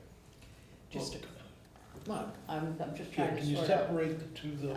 Well, that's what I'm. Well, it's trying part to- of a system. There's no doubt about that. I think that the point being is that the choice about having a smaller, secure facility may be very well positioned to move forward if we do have this additional resource. And that's what we're hoping for. Let me be very, I thought our discussion centered around the need for a short-term detention, secure detention center, Woodside. And where would you put long-term placements that are now going to Woodside? Could you build a no-reject facility for, that was the term that the former Secretary of Human Services used. I don't know if it's the proper term. Where would you put that type of facility? Could it be done in the community rather than in a staff secure, well, they'd all be staff secure, but in a secure lockdown facility? So I thought that was, I'm getting a little confused. So it may be my mistake, but that's exactly what we're talking about in the context of the request for information. That's what- And yeah, that's that's what I exactly, thought. Yeah, you said it in a different way, and I apologize again if I wasn't clear, Well, but that's maybe I- exactly what we intended. I heard your response to Senator Lyons a little differently than what might be helpful now that it is about to be distributed, that in the distribution, that you send it to this committee. Glad to do so that. People who were not in, Sure. on the fifth floor can see where the RFI is. Glad to do that. So the other question, again, if the other questions or comments about that, but that's the process. The other thing that's related to that, and I realized it's on your agenda, so I wanted to at least touch it, was with respect to in my understanding of that was related to the increase in the age of jurisdiction for family court. I think you wanted to know a little bit about the impact on Woodside. And we did talk a little bit about this previously. As you may recall, we're scheduled to provide a report to you on Raise the Age in November. So this is one of those things that is a work in progress, in that we are definitely working, for example, with the Department of Corrections to understand currently how many 18 and 19-year-olds are actually in correctional facilities. And so what would that mean if we, and this goes to some of your prior questions about legislative role, if we were going to allow 18 and 19-year-olds to be placed in Woodside, that would require additional legislation. So that is something that we're looking at pretty carefully, consistent with this notion, as you indicated, Senator Sears, of utilizing Woodside as a short-term type of program. So the preliminary information is actually, it's a relatively, or I shouldn't say relatively, a very small number of youth who are 18 and 19-year-olds who are currently incarcerated. So that bodes well in terms of our being able to manage them, and potentially, to the extent it's necessary, and again, we do really work pretty hard to not have kids go to Woodside, but we may be able to accommodate a relatively small number of 18 and 19-year-olds. But again, that's a work in progress. I want to make sure I respond to your question, but we're not quite there yet. So maybe I'll turn it over to you. Certainly. Yeah. Great. Well, what I wanted to do, just briefly, is really give you kind of a sense of, to build on what Ken is talking about in terms of our system of care. Really coming into this role, a lot of my time has been spent thinking about what do we need? What is the continuum of services for youth that are delinquents, that are in placement around the state and also out of state? And so what I wanted to do really quickly is just take a look at the trends. The first handout that I gave you while Brenda was speaking is the Woodside population trends. And I think what is really obvious in the data is just that we are seeing a downward trend in terms of the utilization of Woodside. And a lot of what we're grappling with is then what does that mean for the duration that we use it for, the population that we use it for, and how do we have that as a part of the continuum? Including how are we, what are the services, frankly, that we're providing for girls and boys, and where do we do that, and really what is best practice, what are the length of stays that are really supportive of the young people that we're working with, and how do we and where do we adequately meet their needs? Is it at Woodside? Is it in the community? Is it close to home? And we think it is all of those things. So I don't know, again, just really briefly, I don't know if you have any questions about the population trends, but we certainly are seeing a downward trend in population at Woodside. So if we were to break out the kids by geographic location in the state, what would we see? I would have to get back to you on that. I Okay. don't have a sense off the top of my head. Just curious as to whether or not the more populated areas are seeing the decrease because there are more services available within that area. I'm thinking about my own district, so I don't know. I think that's a really good question. We can certainly come back to you with that. Or whether the counseling availability at schools is helping, who knows? Right. Which I think goes to my question, which is the numbers are interesting. Do we have any guesses? Have we looked at, what are we doing right? What has changed? So that the population is going down. Is this similar to what's happening across the country? Are we an anomaly? Is it the work that your committee and others have done in terms of stuff and I am actually glad to respond. I don't want to tell you that I've done an analytic or that we have done an analytic study, but I think the questions you raise are certainly appropriate. And I do think there's a variety of factors. And I do think it is, starting maybe from your question about nationwide. Nationwide, we are in the same place as many other states around the country in the number of youth who are adjudicated delinquent, first of all, is going down. And that is very true for us. And by the way, that also includes the fact that we have now, through your efforts, changed the age of jurisdiction with respect to 16 and 17-year-olds. And so we've absorbed that, and that has not resulted, and that is significant, in an increase in the population in Woodside. And so that's a very positive thing. But again, it is consistent with those national trends about delinquency. I think then turning to the changes in law, that you have adopted. I think that has been very positive and significant in terms of what, and we worked, I think, a lot with all the juvenile justice stakeholders to try to come up with a proposal, as you may recall, in the last couple of years, to rework the review and approach to placing youth at Woodside, so that we did a couple of things. We clarified, first of all, that it's the judge's role to make a determination about whether or not a youth can go to Woodside pre-disposition. And even there, we put in a provision that requires, before a judge places a youth at Woodside, DCF has to make a recommendation for Woodside, meaning that we're an initial level of review. So if we think, in terms of the youth being placed in our custody, if we think we can provide safety and care for that youth in a less restrictive setting, we don't recommend Woodside. In addition, if we do recommend Woodside and a judge agrees and the youth is placed in Woodside, under the old law, even if we felt the youth was ready to move on to another placement, sometimes we had to go back to a judge to get approval to have the child move from Woodside. Sometimes because of court schedules, that took a while. What you changed was to allow DCF to, in our judgment, if we felt that youth was ready, predisposition to be placed in a less restrictive environment, we have the authority to do that. So those things have all helped in terms of literally the last year or two, having the population continue to decline.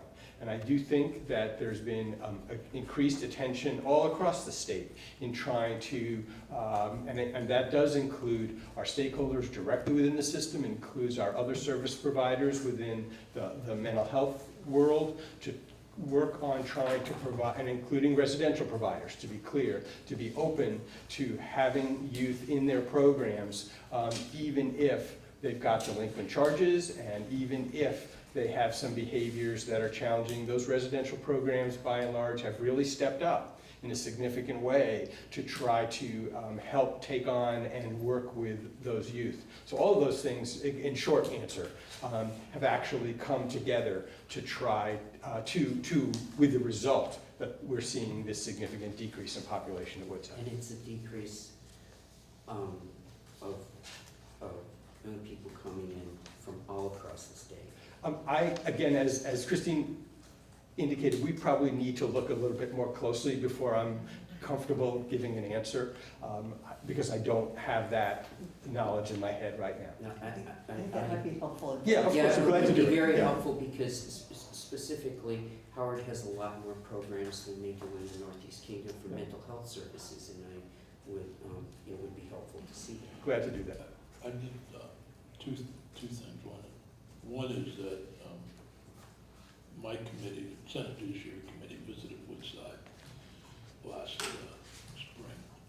It was very helpful, quite frankly. Maybe this committee wants to consider that.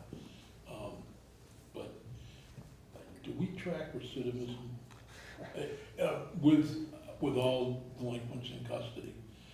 I know it was a frustration 20 years ago for me that we didn't, and I plead guilty to never having done anything about it, but with such a focus on recidivism in the adult system, I'm wondering if we have any focus. Kids either coming back to Woodside, coming back into the juvenile justice system after release, or ending up in the adult system. Are we doing any tracking? So the short answer is no, because we simply do not have a data system capable of doing that. And that's incredibly frustrating to say that to you, but it is a reality. Christine has actually, I think, provided some renewed energy and focus on that issue. As you may recall, we did do a point-in-time study. I believe it was in 2016, to look at recidivism, because again, we did not have the capacity to do that on an ongoing basis. We're obviously aware of the concerns, and that did relate to the issue of age, raising the age of jurisdiction. That study compared recidivism in the delinquency family court sphere as opposed to the adult criminal system. The outcome of that study was that recidivism is significantly lower in the delinquency family court system. But we do not have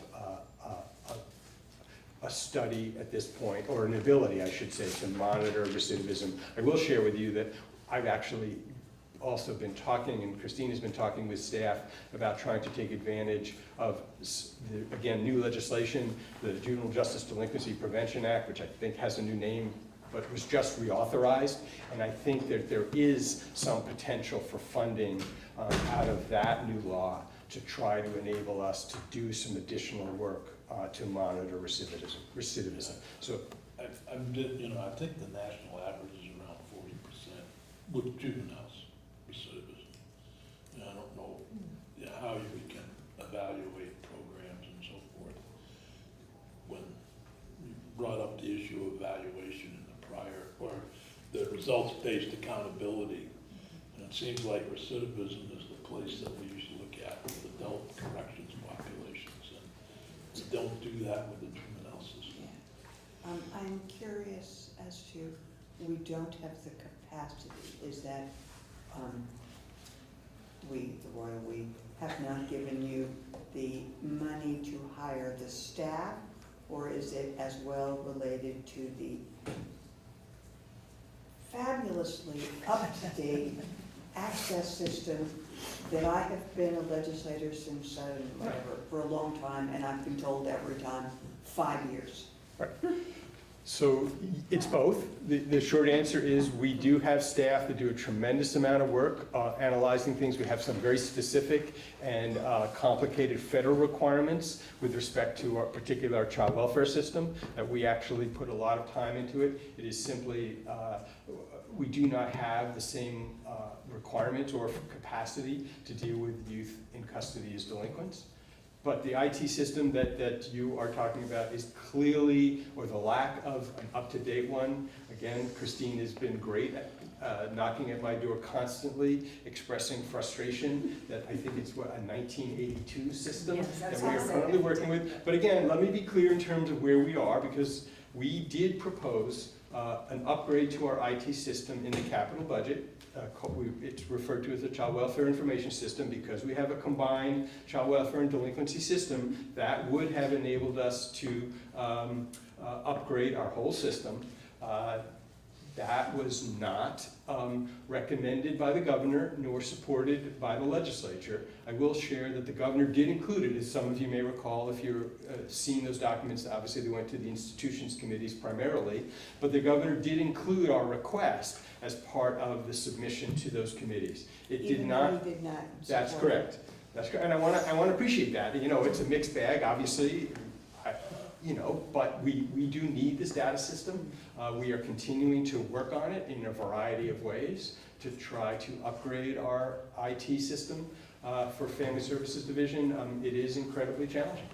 If I could just add, so the opportunity that we do have is that we can draw down federal 4E, and if we've been quoted a price tag of $22 million, and that is a lot, but 4E would cover $11 million of that. So it is an $11 million ask, and we understand that that is significant. But again, 1982, which is when most of us didn't even know about computers or even frankly want to go down that road. Maine recently, or actually is in the process of getting a new system to replace their outdated system from 1998. So again, Can we get their 98 system? Well, that's a great question, but I think about the implication on our staff and on our ability to analyze and really produce good quality data and really evaluate what we're doing, but I also think about the impact that it has on our families and our kids. And what are we missing by not having an up-to-speed child welfare information system? I think it's a worthwhile question. Might I request that, Commissioner, you in your meetings with the Secretary of AHS perhaps suggest that they look at all of the money that is going to upgrade healthcare systems, how some of it might be able to be shared with family services. So I really appreciate that comment, and honestly, I just want to add to that right now, the integrated eligibility and enrollment process is going on, and some of that is going to link in with reach out to other Actually do that. services, so. So let me speak, and again, I don't want to overdo IT here, so you can stop me whenever you want. But we have talked with, That's what his computer system does. I'm not sure I want to see that picture. But we have talked with the federal agency, the Administration of Children and Families, and I don't mind sharing with you my frustration that the federal government has determined. Right, there you go. That- You have to walk around this. Right. The federal government has determined that they will provide 90-10 funding, meaning 90% federal reimbursement, 10% state match, but only for healthcare IT projects. So I have complained. So while some parts of the world are saying healthcare can do everything, and child abuse and neglect is part of healthcare, the federal government is saying we're not gonna. Well, it's even worse than that. They've actually gone the other way. It used to be that there was something called the A87 exception, where the federal government said, if it's a primarily healthcare IT project, but it will also support other human services, like child welfare, you could draw down 90-10 funding. The federal government eliminated that opportunity, I think it's a year and a half ago. So, Can we add that to our list? so that isn't there anymore. So, I mean, the point about addressing IT needs is really challenging. And I do, appreciate the fact that you did look at that issue with respect, as you may recall, with respect to their childcare IT needs.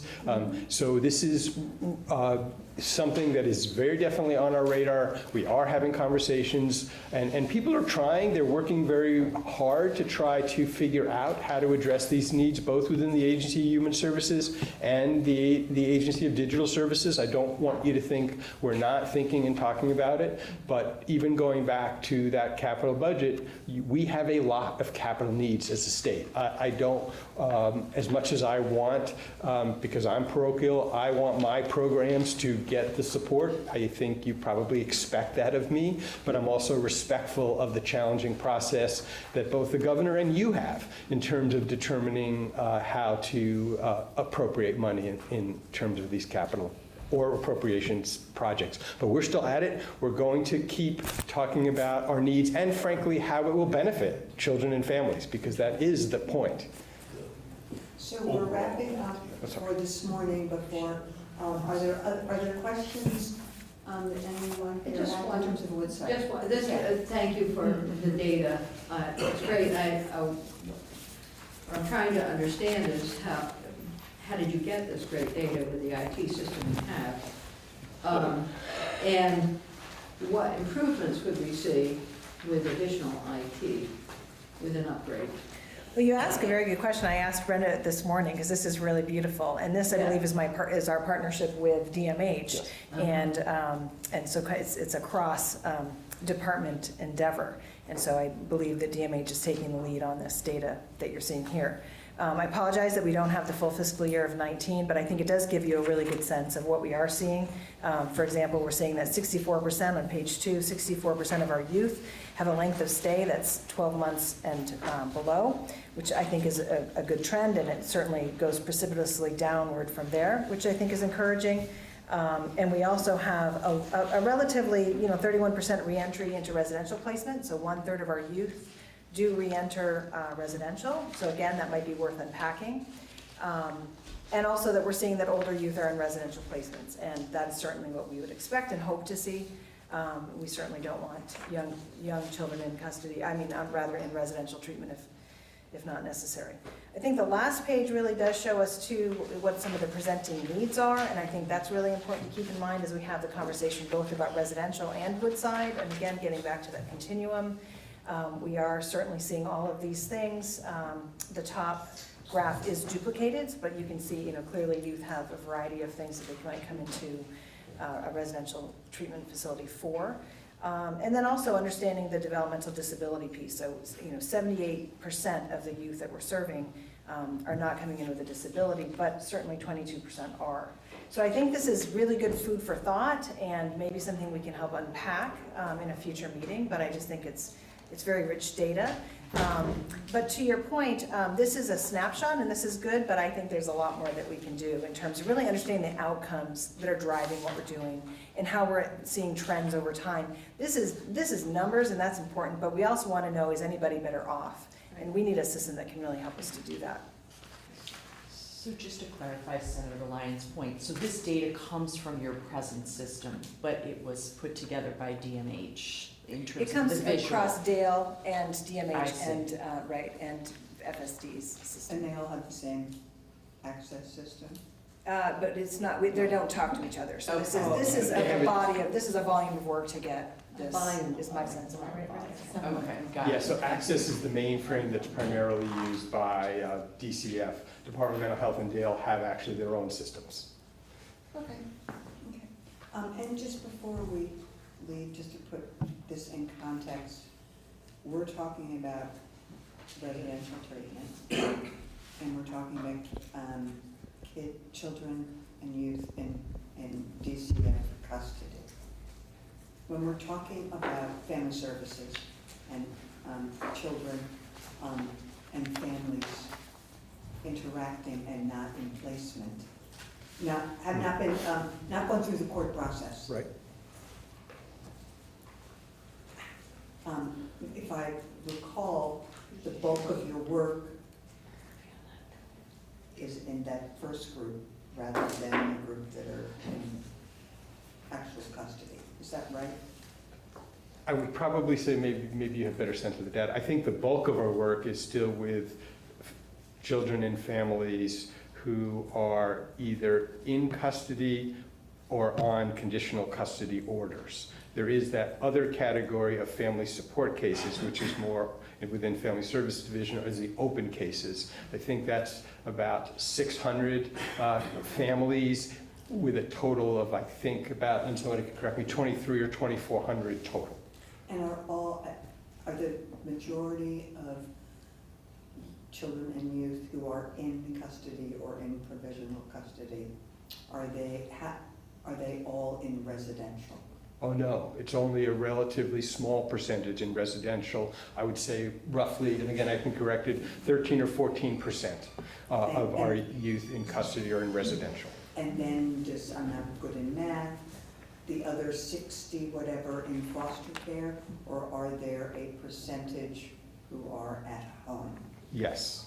And I don't, off the top of my head, I don't know those percentages, but I mean, I guess I'm just trying, yeah.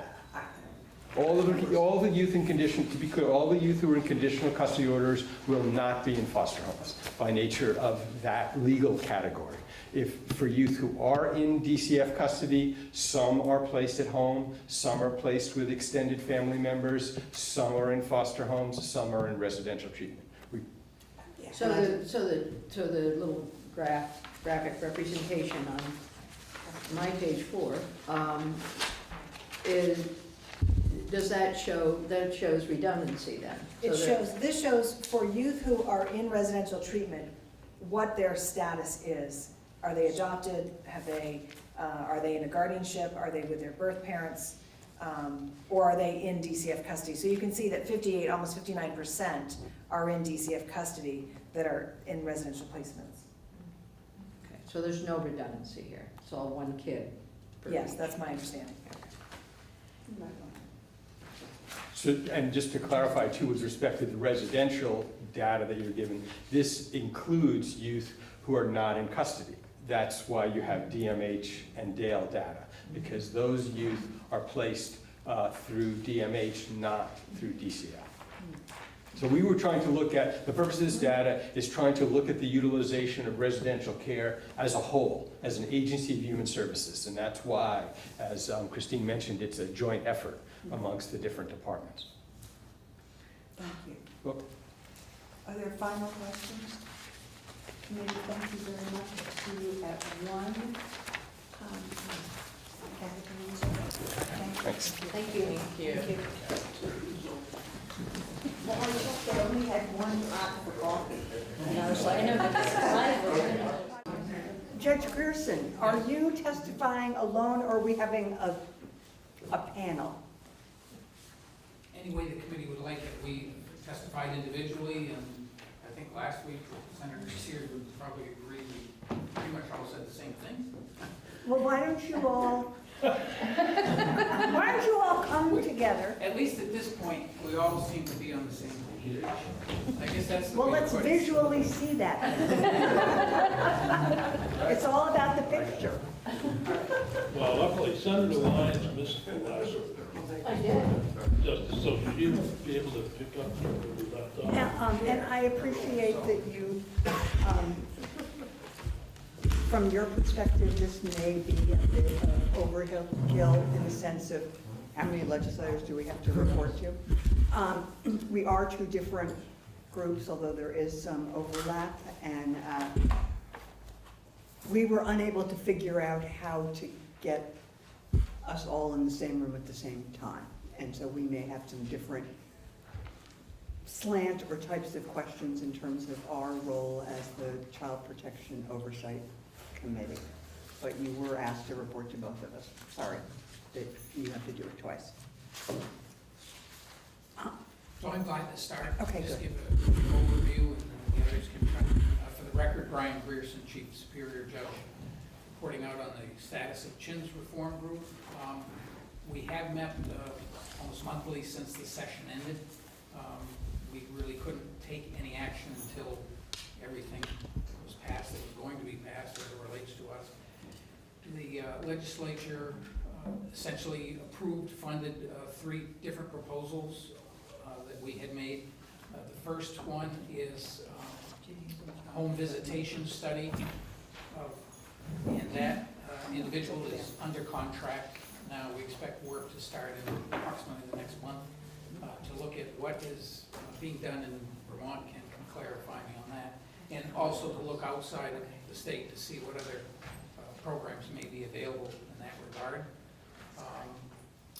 The other piece that was approved, or one other piece, is a system-wide evaluation of the CHIN's process. That is underway in the sense that it is in the hands of the judiciary, and internally in the court administrator's office, we've put together a group to look at various entities that could conduct such a study, and we're looking at the procurement process, whether we can essentially contract for that, or whether we're going to have to put it up for requests for proposals. We're still in that process of deciding how to proceed. The legislature does call for, once the judiciary has an idea of what direction they want to go, to certainly consult with the other members of CHIN's reform to make sure everyone agrees with that approach. And we hope to have that launched later this fall and get that process underway, which I expect will take obviously considerably more time than, for instance, the home visitation study. We're optimistic with that, the home visitation study, by the end of the year, we would have a report on that. The third piece that was approved by the legislature was the use of a judicial master in the CHIN's docket, in the juvenile docket, and with support staff. And we are in the process now of, we just recently, actually since last week, have been approved for positions by the Department of Human Relations, and we're in the process of finalizing the job description. Actually, the job description itself has been finalized and been submitted to Justice Oversight, as well as the other members of CHIN's reform. We expect to be advertising for that position in the next week or two. That, in essence, is what was approved by the legislature and the steps we've taken to put that into effect. At our last meeting of the 4 of us, an area that wasn't approved by the legislature, but certainly I think every one of us, perhaps from a different perspective, sees value in this approach, would be the addition of ADR, mediation, alternative dispute resolution process, to the CHIN's process. At our last meeting, we heard from individuals, folks from Arizona, where they seem to have an extremely robust mediation program within their child and abuse docket that has resulted in somewhere in the neighborhood of 85 to 90% of the cases being resolved without having to go to contested hearings. We certainly as a group, are going to continue to explore that and hope to present to the legislature, even perhaps by way of budget adjustment, to hopefully convince the legislature this session that that is worth pursuing. And that's something that we're going to continue to explore, to be able to present that to you in more detail. So that's where we are, that's what we've done with, or at least where we stand with what you have approved. And that last issue, the mediation process, is something we're extremely interested in and would like to convince the legislature of the merit of that approach. Okay. Questions, do you have any questions for Judge Pearson? So, you know, one of the things that I am always interested in is how the budget has been developed for the project that you're working on. And do you have a budget set out for the work that's ongoing? Because I know there's always this is where we want to be, and then we make a request, and so on and so forth. But In the last session, we presented a budget for each of the items that we had included in our report. Some were accepted, some were not, but that budget laid out the costs that we anticipated for each of the projects that have been approved, and also going forward as projected costs over the life of what we understand this special project to be. So that, I don't think I have a copy of that with me today, but I can certainly get well, I'm just thinking about the mediation. Sorry. That's why we work well.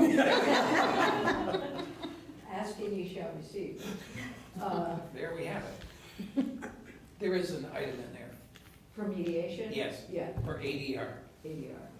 And there are different positions involved in it, but there is a breakdown of what we anticipate that to be. And I think just to be clear, you know, when it comes to the ADR piece and whether that becomes a proposal this upcoming legislative session, it would probably differ somewhat from the proposal that we made before, in part because these conversations that we've had with the Pima County, Arizona ADR initiative have really revealed, you know, they were able to give us a lot of information in terms of what works there, how many people they, you know, how many mediators they have handling how many cases, what the staffing requirements are, what the timeframes are. That's really, you know, it may not actually change the overall numbers, but it gives us a lot clearer picture of where the money would wind up. I mean, I think the numbers we came up with were, I don't think those look like they would change very much, but it gives us a little more crystallized picture of how it actually would all stack up.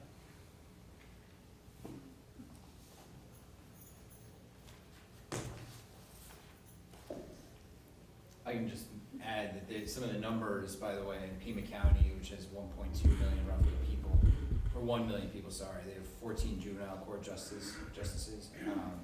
They have roughly 1,200 dependency cases a year. Roughly 1,100 of those go to some form of mediation.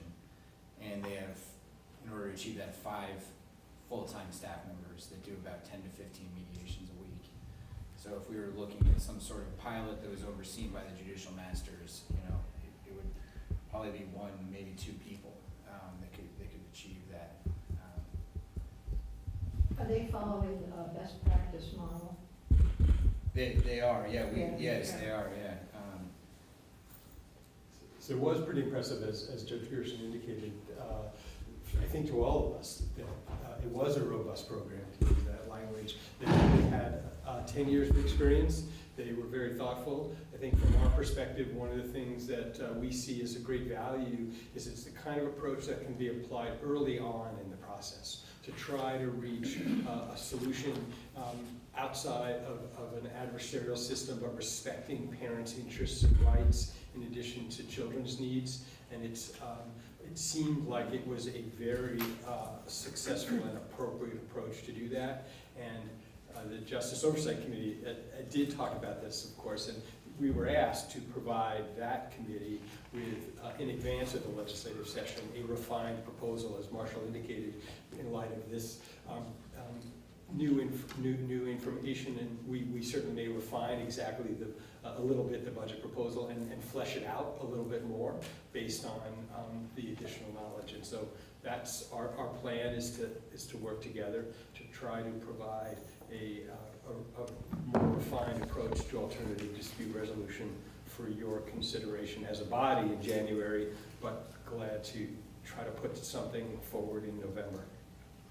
With the update of the federally, Yeah. with the update of the federal, I'm gonna try to, I can't remember the name, but we had a big presentation this morning at 10:30 on federal family legislation, which would require monthly court hearings on kids who would be in custody. So it's a little different, Senator Sears, if I may. The Family First legislation, if we get to the place of participating in it, has a requirement, as you may remember, regarding qualified residential treatment programs. And in order to comply with the federal requirements, a judge has to authorize placement in a residential program within 30 days of placement of the youth in that program. So that's the requirement, and we're still looking at and working on how we're going to comply. Well, this is, you weren't at that, but I'm sure you're aware of it. And I think that's where judicial masters could come in. But I'm wondering if you have had any discussion of that legislation with your CHIDS working group. We have at this point. In some respects, our working group preceded the passage of that legislation. So we met, you asked us to provide a report, and it was subsequent to that that the Family First legislation was approved. But I will say, and I think it's relevant to particularly, and I think you heard a little bit about it this morning, this CHIDS working group, the funding is one-time funding. It's the tobacco litigation funds. We were asked to look at this over a 3-year period, which is why the budget that the judiciary prepared is based on 3 years. The obvious question is how will we sustain those programs that are successful? So the idea in our recommendations is to look at these as pilots, to have an evaluation component, and of course we'll want to talk about how to sustain it. But particularly with respect to the sustained home visiting portion of our recommendation, which as Judge Pearson indicated, we are having a consultant review the work that the Agency of Human Services is doing with respect to sustained home visiting, but also look at other states and internationally, what other approaches are effective, particularly with the focus on prevention of abuse and neglect. And the idea would be that I could envision with the benefit of that consultant's report coming back to you also in January and saying, we believe we are ready to ask you to appropriate some of the money from the tobacco litigation funds that you have for the CHIDS initiative as pilots to review, to make sure what we're doing is actually effective. But Family First, as you heard this morning, provides the potential opportunity to provide a sustainable funding source. We have to go through some hoops, to be sure, in terms of meeting the requirements of that federal legislation, but we have even had some preliminary conversations with the Administration for Children and Families, the federal entity that oversees the Children's Bureau, and there is some interest in that particular model as being one of those that could be funded under Family First. So for me, that's where the connection between the one-time funding to allow us to try this approach, pilot it, evaluate it, and then we do, in particular in that context, have at least a potential sustainable funding source. I don't know if this was your question, Senator Sears, and I may have gotten lost a bit in your explanation. Families First requires it within a month. Are you thinking, is there any possibility that if this worked, I mean, any possibility that what you are proposing, possibly proposing with whatever you're calling it, mediation, could be put in place to help us meet the 1 month? So the short answer is possibly. So Okay. with respect to judicial masters, and that was, I think, what was mentioned here, if we would have to talk to the federal government to be sure that using, for example, there is that federal requirement of having a judge approve a residential placement. So the first question would be is, would the federal government agree that a judicial master, who is not a judge, could satisfy that requirement? Okay. If the answer to that is yes, then we would have conversations, and we really haven't had it yet because we're not ready for it. We would then have the conversation, with our group of stakeholders, with the judiciary, to see if that might be a proposal that we would actually make, and maybe even, as Brenda Gooley mentioned earlier, maybe even to pilot it, to see if it was doable, how much time did it take, did it actually work. So that is a possibility, but we haven't really engaged in any conversations about it yet. And to the extent that I understand that legislation, it may be that a presiding judge could order the initial involvement in the program, and then the master could monitor it as it goes along. So to get over, if that is a hurdle, that may be one way of looking at it, to allow the sitting judge to make the initial referral, but then have it monitored by the master. So it's certainly something we can look at. So when we're looking at the judicial master on the budget sheet, this is one FTE.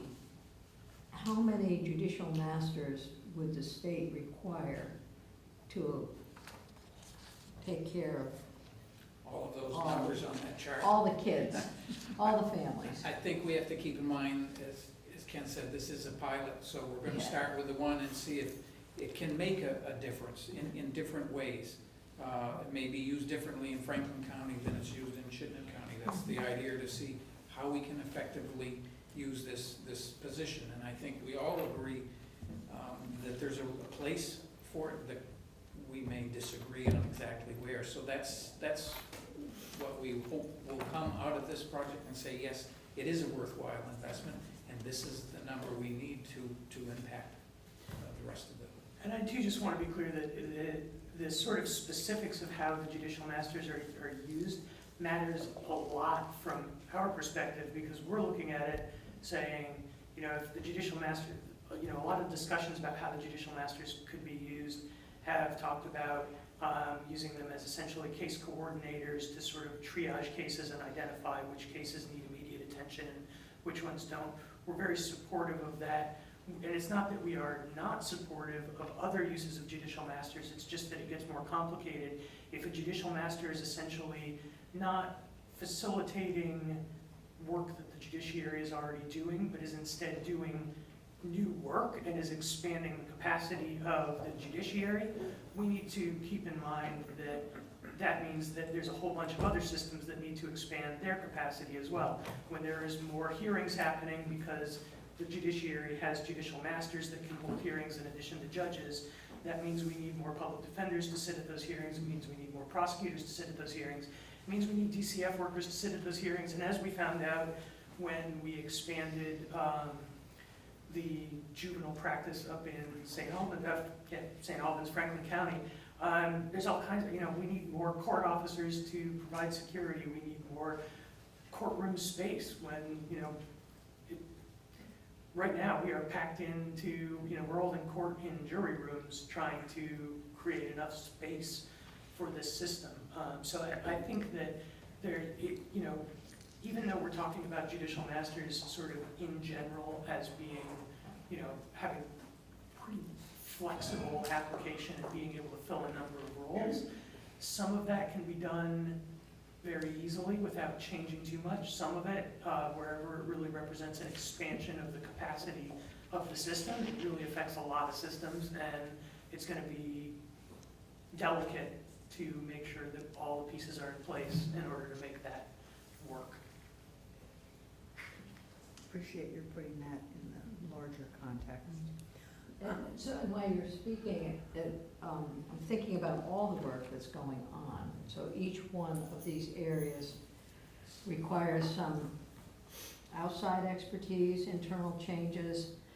And so where, do you have a specific, you collectively have a specific set of priorities?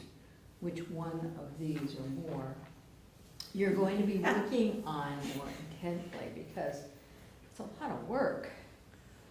And I mean, you're talking with Arizona. Arizona has its model, and I don't know whether you've reflected that in what you were just saying about judicial master, but, so.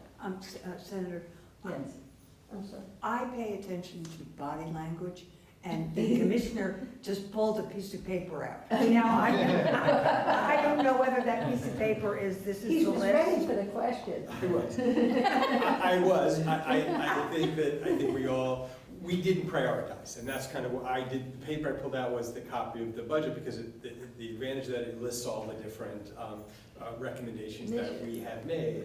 And we have recognized that you asked us to make recommendations, and then you were going to make decisions about what to approve, as again, Judge Pearson described. So I wouldn't prioritize them, but we're building on what you have done. And honestly, we're here because we do want to keep talking about the other recommendations that haven't been funded yet. It is a lot of work. You're right about that, and part of our recommendation even included a staff person to help us manage all of that.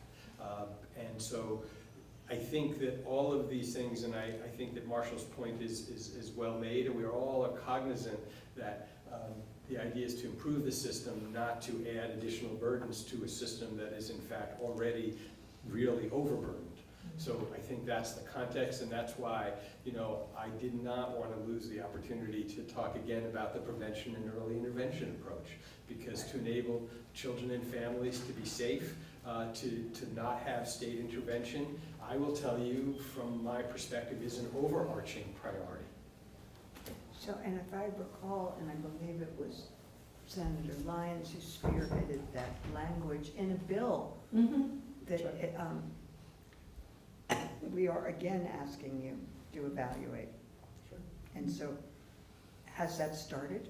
Yes, well, Auburn is here, who is the official who has been appointed in light of that legislation, and we have been, within the Agency of Human Services, we've definitely been talking about supporting that initiative.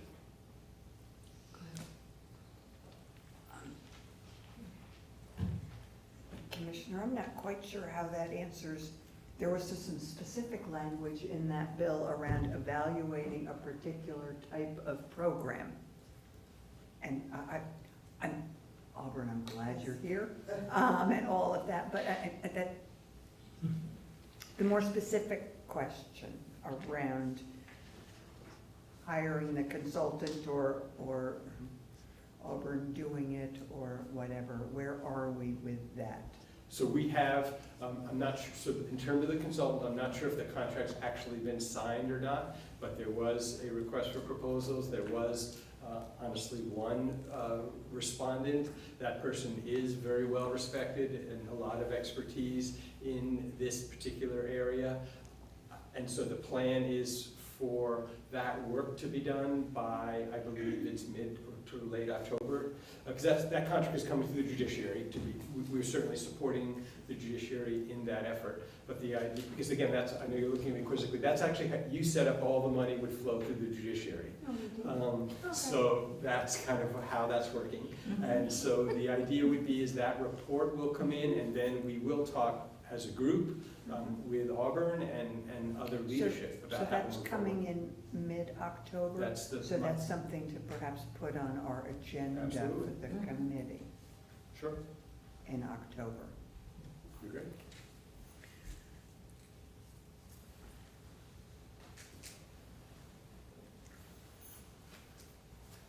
Are there other,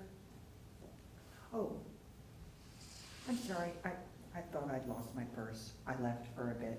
I found it. So if you covered this, this is true confessions. You talked about the Arizona program and it's been evaluated or whatever. Is there an evaluation report? And if there is, can you please send it this week for Yes. the committee? Absolutely. I asked that exact same question someone did, the person who's running the program. She said that the last one was done in 2014, and we asked for it again yesterday, so we'll get it to you. Okay. Absolutely. But I think just to be clear, Arizona is one model. Even though we talked to them because they have a very well-known, well-respected model. There are a lot of other models out there, and there's been a lot of study of various alternative dispute resolution models in the child welfare system. It's one of the nice things about looking at that is that it has been studied to death, and we can go into it with quite a bit of confidence. A lot of times we look at stuff and we have to sort of make some educated guesses about what's going to work here in Vermont, what's going to work in rural counties versus in. This is one where it has been studied so much all over the country and in other jurisdictions as well, that there's a real lot of good research out there on various models of alternative dispute resolution in child welfare cases, and really looking at application in different types of populations, in different rural or urban environments. So that's one of the real benefits of looking at the alternative dispute resolution proposal, is that it's something that we're not taking guesses here. This is all stuff that's been very well studied, including the Arizona model. So as you're doing that, obviously there are different reasons for a dispute resolution. Could be divorce, but we're looking at some pretty specific changes in family dynamics with addiction, abuse, and looking at the TPR data that you have there. So are you? It seems to me you want to call through and segregate by different causes, different needs for dispute resolution. I think our state might be slightly different from other states. As you said, we're a rural state. So when you say that there's a lot of data out there about dispute resolution for child welfare, the first thing that came to my mind was divorce cases. But that's not. I'm talking specifically about abuse and neglect cases. Okay. No, it's not talking about, there's a long history of using ADR in divorce cases. Yeah. And honestly, Okay. it's not something I know much about. I've thankfully managed to avoid Yeah. being a divorce lawyer of any kind and knowing anything about divorce. So I not only, I know that stuff's out there, but I don't know anything about it. And I focus We're into sharing today. purely on the abuse and neglect dockets and the use of Okay, abuse and thank you. neglect cases. Follow up. If you think about the genesis of this money and why we did it, I think it was because of the opiate problem and the number of cases of kids coming into court because one parent or the other or both were suffering from the opiate addiction or meth or whatever it was. And we're still seeing high numbers in some districts like Franklin County and others. But how alternative dispute resolution might work when you're trying to get to a TPR status or whatever it is, you're trying to look out for the best interest of the kids. Is that what you see, or is there?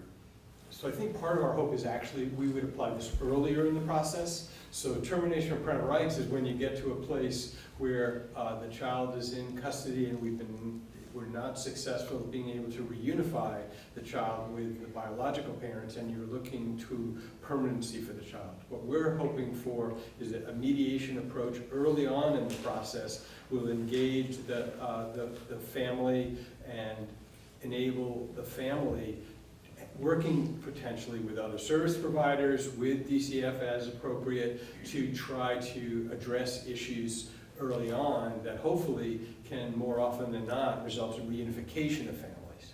I'm not trying to avoid you by looking at my phone. It's okay.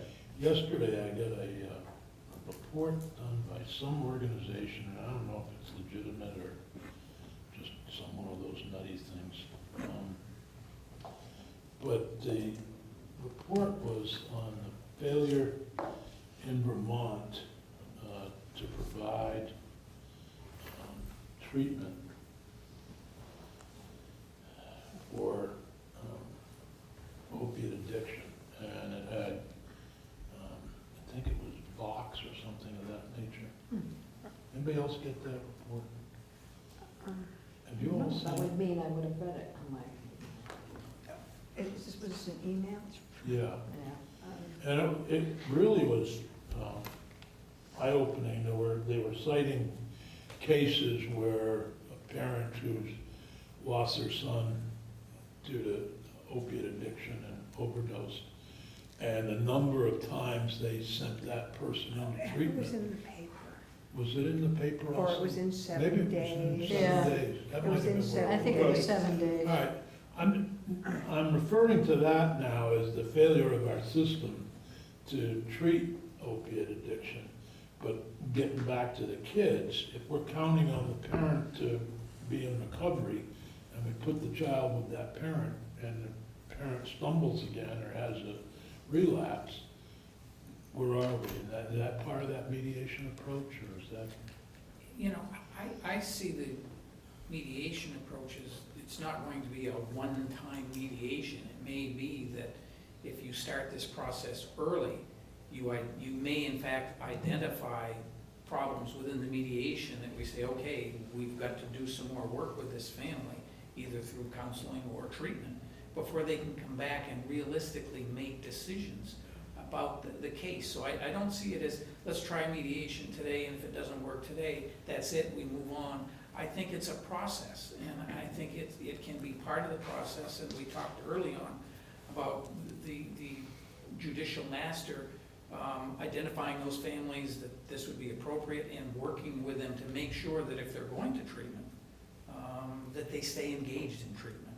And I think that's where we miss sometimes under the current system, because the presiding judge can't pay that kind of attention to a family.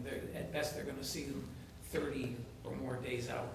So I think even the mediation is a process that will go on, and the idea is identify these folks early on where they want to engage and make sure they engage. And that's where I'll disagree a little bit with Marshall. When I said earlier that we agree on the role, a position of the master, how it's used, I think there are going to be some situations where there will be more hearing time, because we're not getting that hearing time now.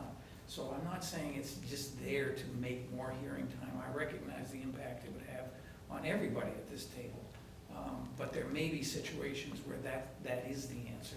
But I think, at least going into this process, we're all looking at alternatives to the current system. And I think mediation can play a significant role in this, but it's not, we're used to, at least in my experience, mediation, you go one session, if it doesn't work, that's sometimes the end. I just don't see it working that way in this process, and maybe these folks disagree with me, but I see it as kind of an ongoing process, working with the judicial master in that sense, to continually gauge where these families are at. I could also envision mediation, though, having a very helpful impact, now that I understand your question better, in terms of those, when you do have parents who do have an addiction issue, the concept of mediation can enable people to get around a table together to talk about, okay, what are we all doing about it? What supports does the biological family need to engage in treatment? You're right, relapses are part of that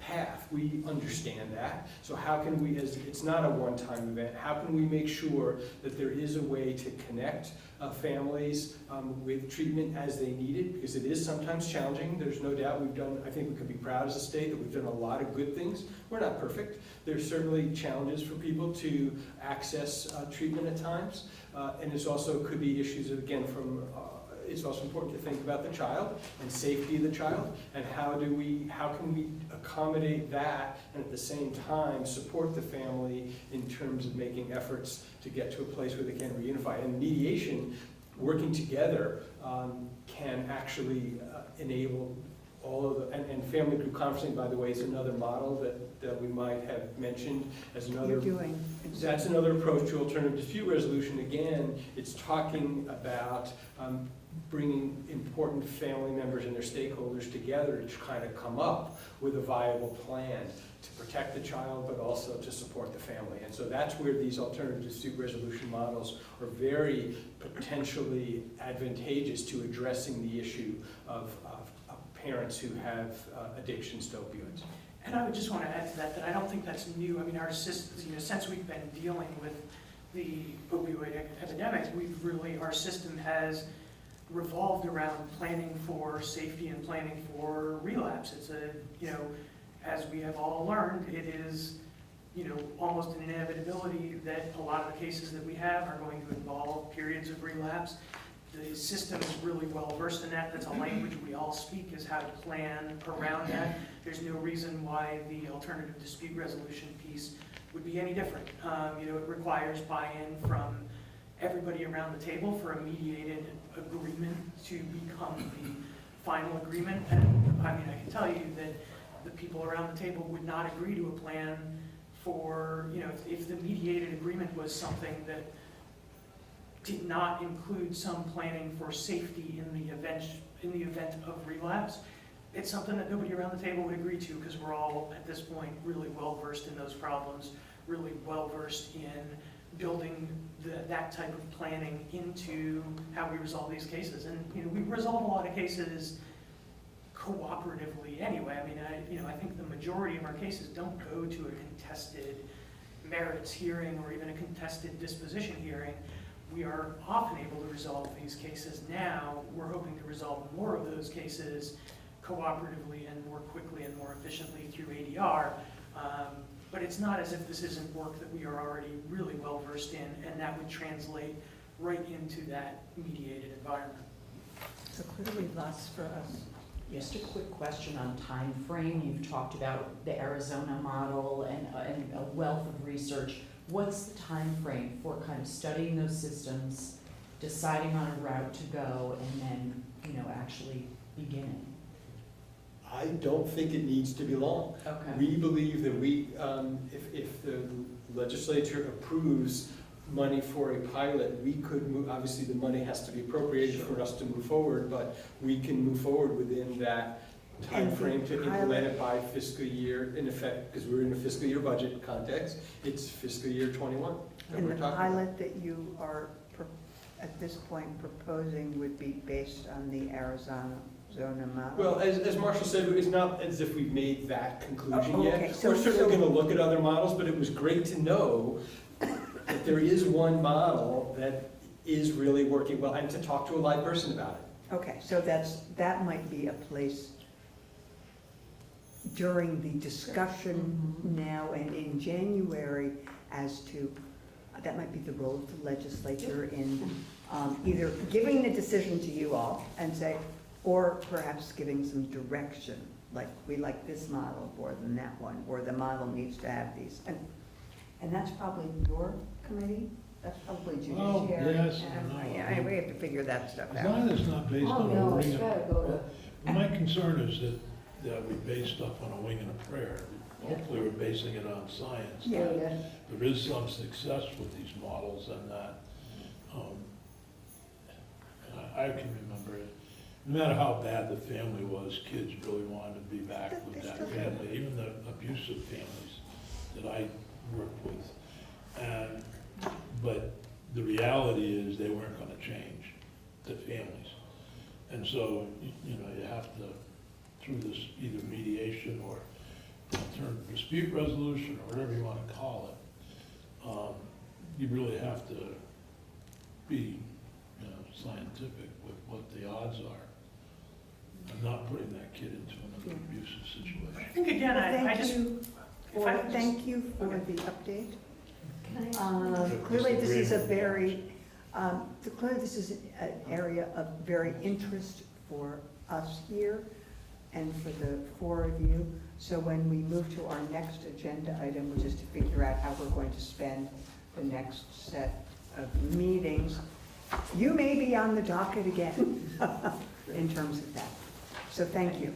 Thank you. Is it just the dates of? Brendan, come on up and help us. Oh, goody. Oops. Sorry. Oh my goodness, this is both committees. Well, you know,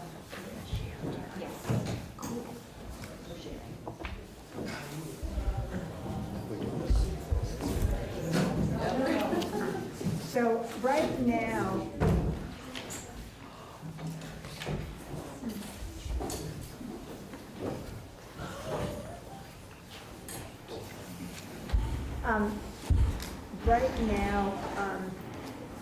this committee has scheduled 4 meetings. We, thanks to Peggy's wisdom, she did a doodle poll to see that there's could at least be a quorum for these 4 dates. And we did not go into December. We can, you know, partially because I believe the good senator is gone. No, actually, I'm gone most of, from November 18th until the 4th of December, so. We're gonna have 6 meetings. Just this oversight, yeah, 6 more, I think. Okay. So my question is Counting tomorrow. for folks of today, what I've heard, I think people talk about is, well, one, we have this reach up report that we need to hear. We have a discussion or decision around a letter to our congressional delegation about Families First. A report is due or something, or information in November for Woodside. Is that Yeah, right? there's a status report that's due by the end of October. Okay. And then a benchmark report is due from DCF in November, and that's regarding the youthful offender expansion. Okay. And I think it, I guess from my point of view as a follow, I mean, in terms of today's discussion and today's information that we got, I think we got some good information, an introduction and around Families First, but really to talk about, begin to outline, what is the role of the legislature? What are those points in terms of that? And perhaps hear from not only the commissioner, but also voices who are, I want to say, our organization in this state that maybe has their tentacles out elsewhere. In terms of the CHINS report, and CHINS, we just touched the, I'm looking to the two of you, you're both on Justice Oversight. Where do we want to pick up or not with Well, that? I mean, our focus is gonna be more on the older group and the Okay. delinquent population. So we'll be looking more at Woodside particularly, and how, you know, that is a delinquent population, and how we deal with that, so. Okay. Generally, we've split it up so that, you know, the delinquent population comes into judiciary and the unmanageable and child neglect cases go into health and welfare in the Senate. The House, everyone seems to like or not like that population. We're still working that out. So I'm just talking about this committee here and whether or not it makes sense for us to, yes, Jenny, you want to say Well, something? I was just thinking that in terms of the CHINS piece, there's a significant amount at the top of the list on the home visiting piece and the whole concept of prevention. So we talk a lot about treatment, intervention and treatment, and I think it would be helpful just to hear from the group about a broader, more in-depth discussion. Maybe it's Auburn who does that, I don't know. Who Who would do thought she that? could leave? Rena Holmes is the Rena. person within the health department. Just to know where we are with that would be helpful.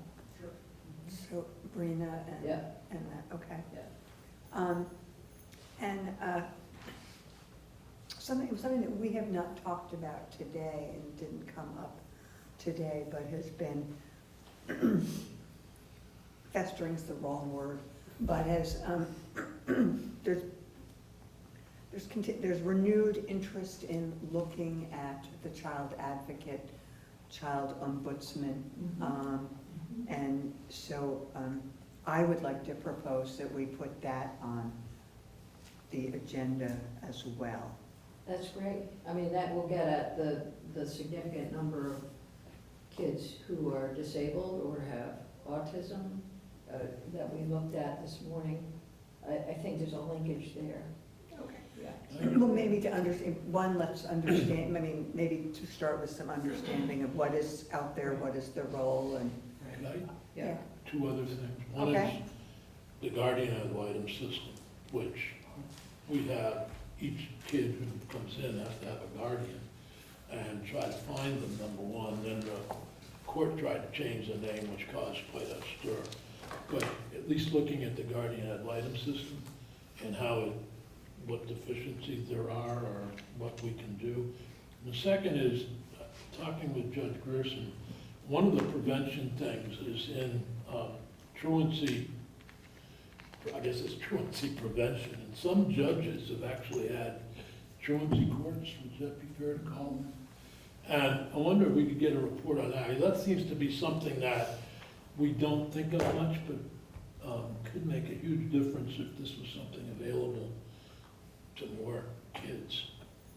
That's one of the reasons they sometimes end up in custody, because they're, truant all the time. I don't know where that goes. I mean, it's not Who really, knows? But, mostly. So, what would you like to see add?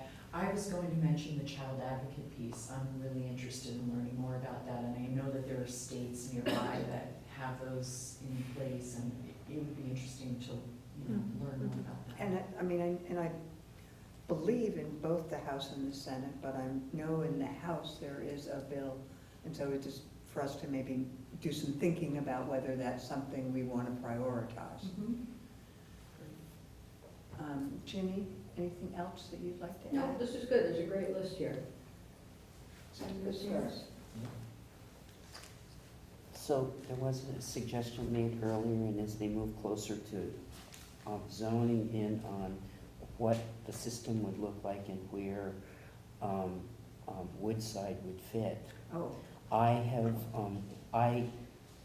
haven't been to Woodside in decades, and the idea of taking a look and what I don't want is